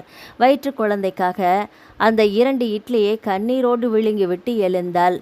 அப்பா பஸ் ஏற்றி விட்டு செல்ல பஸ் கிளம்பியதும் பயத்தோடு பின்னால் சாய்ந்து கண் மூடினாள். இனி எந்த முகத்தை வைத்துக்கொண்டு புகுந்த வீடு செல்வது? மாமியார் உள்ளே விடுவாளா? அப்படியே விட்டாலும் கருவை கலைக்க சொல்லி வற்புறுத்தினால்? இல்லை, கூடாது. என்ன கஷ்டம் வந்தாலும் அதை அனுமதிக்க கூடாது. இது என் குழந்தை, இதை நான் காப்பாற்றுவேன், வளர்ப்பேன். எனக்கு யாரும் வேண்டாம். என் மீதோ என் குழந்தை மீதோ அன்பில்லாதவர் எவரும் எனக்கு தேவையில்லை. தெருவோரம் பிச்சை எடுத்தாவது இதை பெற்றெடுப்பேன். அவர்கள் கண் காணாமல் வளர்ப்பேன். வைராக்கியம் ஏற்பட்டதை தவிர வழி தெரியவில்லை. எங்கே போவது? கையில் வேலையும் கிடையாது. குறைந்தபட்சம் சான்றிதழ்கள் கூட இல்லை. எனக்கு என்ன தெரியும்? ஏன் இப்படி தைரியம் இல்லாமல் இருக்கிறேன்? இந்த குழந்தை மட்டும் வயிற்றில் இல்லாவிட்டால் வீட்டை விட்டு வரும் தைரியம் வந்திருக்குமா என்ன? அம்மா, நான் தாம்மா உன் தைரியம். அவள் திடுக்கிட்டாள். வயிற்றை தடவி கொண்டாள். சிற்றுண்டிக்காக பஸ் ஏதோ ஒரு இடத்தில் நின்றது. ஏம்மா, சாப்பாட்டுக்கு இறங்கல? அருகில் இருந்த மூதாட்டி கேட்டாள். இவள் பாத்ரூம் போவதற்காக கீழே இறங்கினாள். சுகன்யா, இங்கே எங்கடி? ஏதோ குரல் கேட்க திரும்பினாள். உடன் படித்த சிநேகிதி வாசுகி. ஒரு தெரிந்த முகத்தையாவது பார்த்ததும் அழுகை பீறிட்டது. என்னடி, என்னாச்சு? வாசுகி, என்னை காப்பாத்துடி. காப்பாத்துறதா? என்னடி பிரச்சனை உனக்கு? உன் புருஷன் எங்க? நீ ஏன் தனியாக வந்திருக்க? நடந்ததை மிக சுருக்கமாக வாசுகியிடம் சொன்னாள். அடப்பாவிகளா, இப்படி கூட இருப்பானுங்களா மனுஷங்க? உன் புருஷனுக்காவது அறிவு வேணா? இப்படியே அம்மா பிள்ளையா இருப்பான். இப்போ என்னடி செய்ய போகிற? தெரியல. அங்கே திரும்பி போனால் நிச்சயமாக மாமியார் இதை கலைச்சிடுவாங்க. எனக்கு ஏதாவது உதவி செய்டி ப்ளீஸ். கவலைப்படாதடி, என் கூட வா. எங்கள் அக்கா ஒரு தனியார் பள்ளி நடத்திட்டுருக்கா. சம்பளம் கம்மியாக தான் தருவா. ஆனால் நீ அங்கேயே தங்கிக்க. நான் அக்கா கிட்ட சொல்கிறேன். ஆனால் உன் பிரசவத்துக்குள்ளே உதவிக்கு ஒரு ஆள் தேடிக்கிறது நல்லது. ஏன்னா அக்காவால் உனக்கு ரொம்ப உதவியெல்லாம் பண்ண முடியாதடி. ஓரளவுக்கு அவள் செய்வா. கடவுள் தாண்டி வாசிக்கு உன்னை சரியான நேரத்துக்கு என் கண்ணில் காட்டியிருக்காரு. என்ன செய்யறதுனே புரியாமல் போய்கிட்டே இருந்தேன். அவள் வாசுகியின் அக்காவை போய் பார்த்தாள். டீச்சர் வேலை எதுவும் காலி இல்லை சுகன்யா. இருந்தாலுமே வாசிக்கு சொன்னதுனால உனக்கு ஒரு வேலை போட்டு தரேன். தினமும் எந்த டீச்சர் விடுமுறையோ அந்த வகுப்பை 1 மணி நேரம் பார்த்துக்கோ. உனக்கு தெரிஞ்சதை சொல்லிக்கொடு. சம்பளம் ரொம்ப எதிர்பார்க்காத. ஆயா ஒருத்தி இங்கேயே தான் தங்கிட்டுருக்கா. தோட்டத்து மூலையில் ஒரு வீட்டில். அவளோட இருந்துக்கோ. பிரசவத்துக்கெல்லாம் நான் பொறுப்பேற்றுக்க முடியாது. அதுக்குள்ளே அம்மா வீட்டுக்கோ மாமியார் வீட்டுக்கோ போகிற மாதிரி ஒரு ஏற்பாட்டை செஞ்சுக்கோ, சரியா? அப்போதைக்கு கிடைத்த அந்த நிம்மதிக்கு தெய்வத்துக்கும் அவளுக்கும் தோழிக்கும் நன்றி சொல்லிவிட்டு வேலையில் சேர்ந்தாள். புள்ளத்தாச்சி பொண்ணா, ஏம்மா இப்படி ஊட்ட விட்டுட்டு வந்து கஷ்டப்படுற? ஆயா இரக்கத்தோடு கேட்டால். இவள் கதையை கேட்ட பிறகு இரக்கம் கூடிற்று. அடப்பாவி மனுஷங்களா என்று விசனப்பட்டாள். கர்ப்பிணி பெண் என்கிற கரிசனத்தோடு பார்த்து பார்த்து சமைத்து போட்டாள். நல்லா சாப்பிடு தாயி, 2 உசுறு. இப்போ கூச்சப்படாமல் சாப்பிடு என் பொண்ணாட்ட நீயே. சம்பளமாக கிடைத்த 600 ரூபாயை அப்படியே அவளிடம் கொடுத்து விட்டாள். எல்லாத்தையும் தந்துட்டு நீ என்ன செய்வ? உங்களுக்கு இன்னும் கூட கொடுக்கணும்னு எனக்கு ஆசை இருக்குது. நீங்கள் செய்கிற உதவியை சாகர வரைக்கும் நான் மறக்க மாட்டேன். எதுக்குமா பெரிய பெரிய வார்த்தையெல்லாம் சொல்கிறேன்? நீ கவலைப்படாத. உன் வீட்டில் யாரும் சேக்காட்டி கூட பிரசவத்தை நானே பார்க்குறேன். எனக்கு தான் கடவுள் குழந்தைங்களை தரல. உன்னையே என் பொண்ணாட்ட நினச்சிக்கின்னு போகிறேன். ஆயா அன்பை பொழிந்தாள். சொன்னபடி அரசு மருத்துவமனையில் பிரசவத்துக்கு சேர்த்துவிட்டு பெற்ற தாய் போல அவளே பதற்றத்தோடு நிலை கொள்ளாமல் அமர்ந்திருந்தாள். ஆம்பளை பொல்ல பிறந்திருக்கும் அவளுக்கு. வார்டு பணிப்பெண் வந்து தகவல் சொல்லி கை நீட்ட சந்தோஷமாக 50 ரூபாயை கொடுத்துவிட்டு காத்திருந்தாள். ஜெனரல் வார்டில் அவர்களை கொண்டு வந்து சேர்த்த பின் குழந்தையை எடுத்து உச்சி முகர்ந்தாள். பயலே, இனி உங்கள் அம்மாவுக்கு நீதாண்டா எல்லாம். வீட்டுக்கு அழைத்து வந்த பிறகு பச்சை உடம்புக்காரி என்று பத்தியம் செய்து போட்டதிலிருந்து பிள்ளையை குளிப்பாட்டி சுத்தம் செய்வது வரை அத்தனை வேலைகளையும் பெற்ற அம்மாவை விட அதிக அன்போடு செய்தாள். குழந்தை பிறந்த பிறகு ஆயாவுக்கு பாரமாக இருப்பது நியாயமே இல்லை என்று மனது உறுத்தியது. புருஷன் வீட்டுக்கு மறுபடியும் போனால் ஏற்குமா என்று தெரியவில்லை. குழந்தையும் கையுமாக போனால் பேர குழந்தைக்காவது ஏற்றுக்கொள்ள மாட்டார்களா என்று நப்பாசை கூட ஏற்பட்டது. அங்கு செல்வதற்கு முன்னால் புருஷனிடம் பேசி பார்த்தால் என்ன என்று தோன்ற மாமியார் வீட்டுக்கு ஒரு நாள் ஃபோன் செய்தால் புதிதாக ஒரு குரல் கேட்டது. யார் வேணும்? அதட்டலாக கேட்டது அந்த குரல். இல்லை, நான் இன்சூரன்ஸ் ஏஜென்ட் பேசுகிறேன். நந்தகுமார் சார்கிட்ட பேசணும். இன்சூரன்ஸ் எல்லாம் எடுத்தாச்சுமா. நீங்கள் அவங்க அம்மாங்களா? இல்லை, பொண்டாட்டி. தொடர்பு பட்டென்று துண்டிக்கப்பட அதிர்ச்சியில் உறைந்து நின்றாள். அவனுக்கு மற்றொரு திருமணம் ஆகிவிட்டதா? எப்படி? சட்டப்படி மனைவியாக தான் இருக்க? அது சரி, வீட்டை விட்டு ஓடி வந்த பிறகு எந்த உரிமையை நீ எதிர்பார்க்கிறாய்? மனசாட்சி கேலி செய்ய அழுகையை கட்டுப்படுத்தினாள். இனி என்ன செய்ய போகிறேன்? நல்ல வேலைக்கு செல்லலாம் என்றால் எல்லா சான்றிதழ்களும் பிறந்த வீட்டில் இருக்கின்றது. அங்கே போனால் சான்றிதழ்களை கொடுப்பார்களா என்பதும் சந்தேகம். யாருமே அவளது நிலையை புரிந்து கொள்ள தயாராக இல்லை. அதே நேரம் வீட்டை விட்டு அவள் வந்ததை தவறு என்று மட்டும் சொல்ல தயாராக இருந்தார்கள். அக்காவை பார்க்க வந்திருந்த வாசியிடம் இது குறித்து ஆலோசனை கேட்டாள். சான்றிதழ் நகல் வாங்க முயற்சி செய்யேன். சர்டிஃபிகேட்ஸ் தொலைஞ்சு போச்சுன்னு இல்லை எரிஞ்சு போச்சுன்னோ சொல்லி யூனிவர்சிட்டியிலே டூப்ளிகேட்டுக்கு அப்ளை பண்ணு, நிச்சயம் கொடுப்பாங்க. அவள் சொன்னபடியே செய்தால். நல்ல காலம் பதிவு எண்ணை குறித்து வைத்திருந்ததால் விண்ணப்பிப்பது சுலபமாயிற்று. 4 மாத அலைச்சலுக்கும் கொஞ்சம் பண செலவுக்கும் பிறகு சான்றிதழ்கள் கைக்கு வந்து சேர்ந்தது. அவற்றை வைத்துக்கொண்டு சில வேலைகளுக்கு விண்ணப்பித்ததில் ஒரு கம்பெனியில் வரவேற்பாளர் பணியோடு சேர்த்து கணக்கு வழக்குகளும் பார்த்து கொள்ள வேண்டும் என்கிற நிபந்தனையோடு வேலை கிடைத்தது. 8000 ரூபாய் சம்பளமும் கொடுத்தார்கள். வெளி வேலைக்கு செல்வதாக இருந்தால் இங்கே இருக்கக்கூடாது என்றால் வாசுகியின் அக்கா. வேறு வழி இல்லாமல் ஆயாவின் உதவியோடு வீடு பார்த்தாள். குடிசை பகுதியில் இருத்தாயி. அங்கே தான் உதவிக்கு ஓடி வர 4 மனுஷங்க இருப்பாங்க. வாடகையும் கம்மியாக இருக்கும். ஆயா தன் உறவினர் ஒருவர் வீட்டுக்கு அருகில் குடிசை பார்த்து கொடுத்தாள். குழந்தையை காப்பகத்தில் விட்டுவிட்டு வேலைக்கு சென்றாள். படித்தவள் என்கிற மரியாதையோடு சேரியில் அவளை பார்த்தார்கள். கண்ணியமாக நடத்தினார்கள். குழந்தையை மாற்றி மாற்றி எடுத்து போய் கொஞ்சினார்கள். நன்றாக பார்த்து கொண்டார்கள். கம்பெனியில் அனைவருமே ஆங்கிலத்தில் தான் உரையாடினார்கள். ஆரம்பத்தில் தடுமாறினாலும் அவமானப்பட்டாலும் போக போக மற்றவர்களிடம் தப்பும் தவறுமாக பேசி பழகியதில் ஆங்கிலம் சரளமாக பேச முடிந்தது. 2 ஆண்டில் அனைவரும் வியக்கும் அளவுக்கு நல்ல ஆங்கிலத்தில் உரையாடினாள்.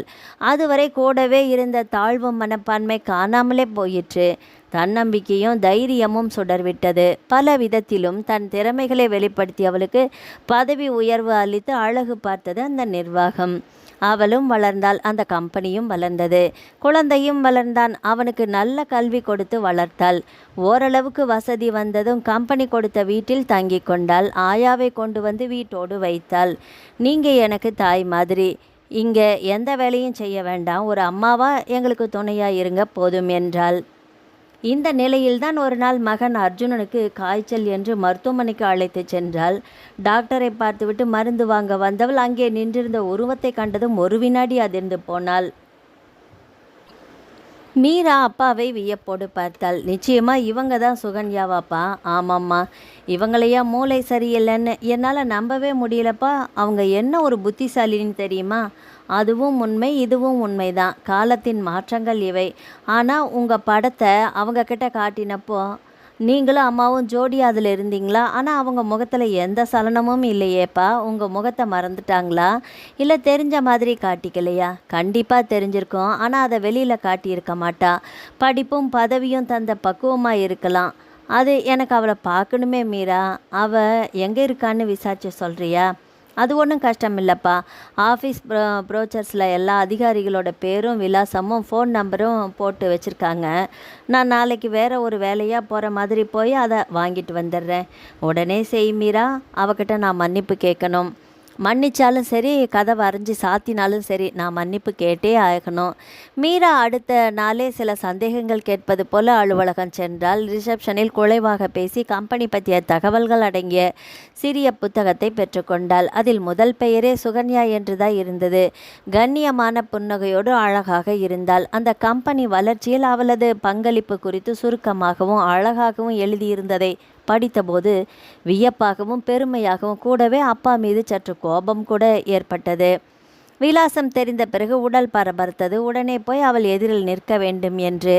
இருவருமாக ஞாயிற்றுக்கிழமை காலையில் கிளம்பினார்கள். அம்மாவிடம் வேறு ஏதோ வேலையாக செல்வதாக சொல்லிவிட்டு போனார்கள். அமைதியான அழகான ஒரு அடுக்குமாடி குடியிருப்பில் நுழைந்து லிஃப்டில் ஏறி சென்றார்கள்.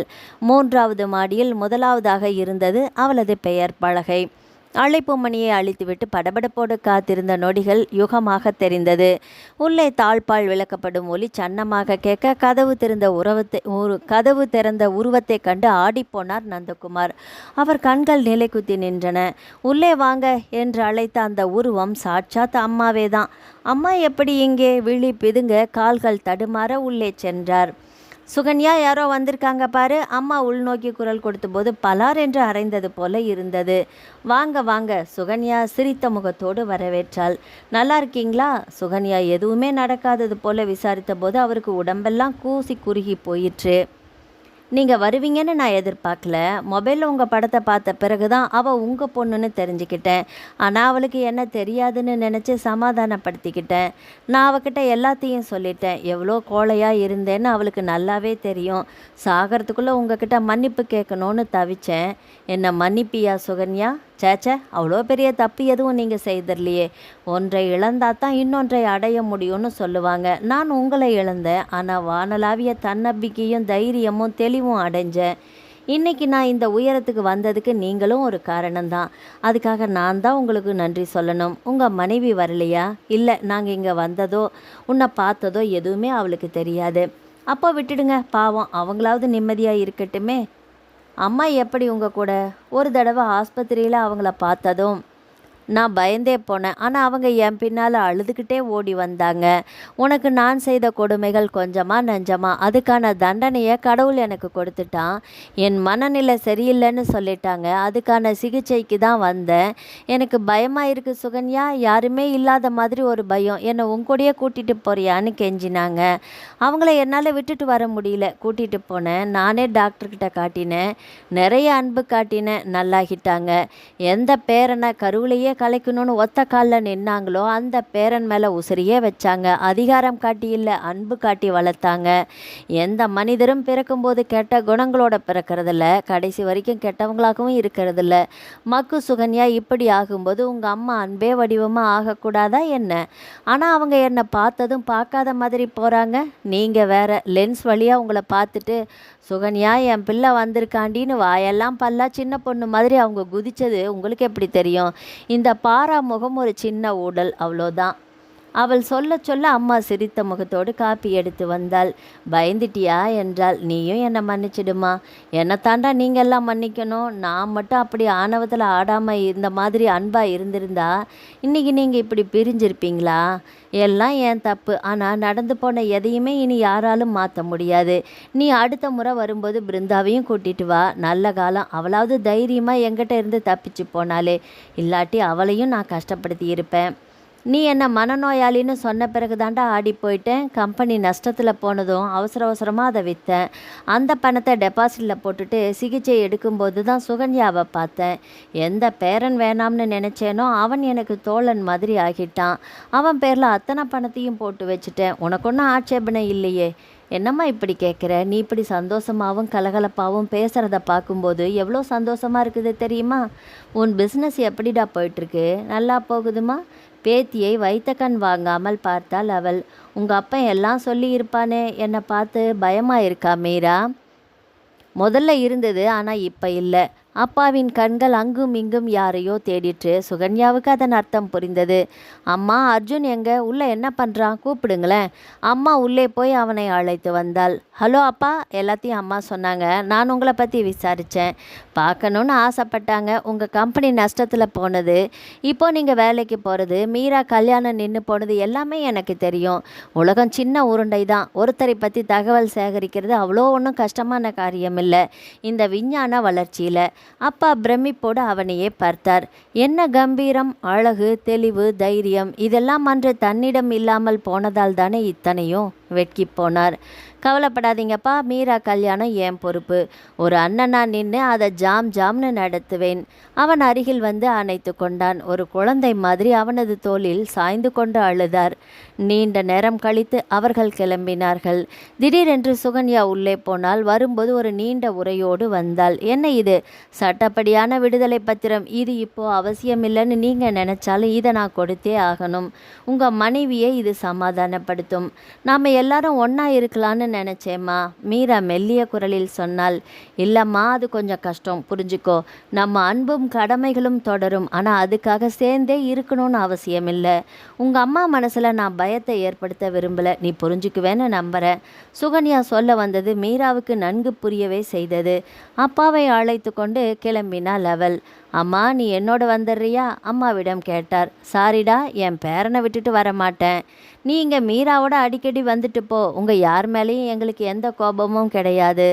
அவள் சொல்கிற மாதிரி இனி 2 குடும்பமும் சேர்ந்து வாழ்கிறது சரியாகாது. அவன் முடிவு தான் சரி. என் பேரன் ஒரு பிள்ளையாக தன் தகப்பனுக்கு கொடுக்க வேண்டிய சந்தோஷங்களை உனக்கு கொடுப்பான். முடிஞ்சப்போ வந்து போயிட்டுரு. நந்தகுமார் அவர்கள் மூவரையும் பெருமையாக பார்த்தார். சற்றே காணாமல் போயிருந்த சக்தியும் தன்னம்பிக்கையும் பல மடங்கு கூடிவிட்டது போல தோன்ற அங்கிருந்து கிளம்பினார். மகனும் பேத்தியும் கண்ணீரோடு விடைபெற்று சென்றதை இமைக்காமல் பார்த்த தாய் மகிழ்ச்சியும் வேதனையும் கலந்த மனநிலையில் கதவை மெதுவாக சாத்தினாள். நாவல் முடிவடைந்தது. ஆதரவளித்த அனைத்து உள்ளங்களுக்கும் நன்றி. மீண்டும் அடுத்த ஒரு நாவல் பதிவில் சந்திக்கலாம். வணக்கம்.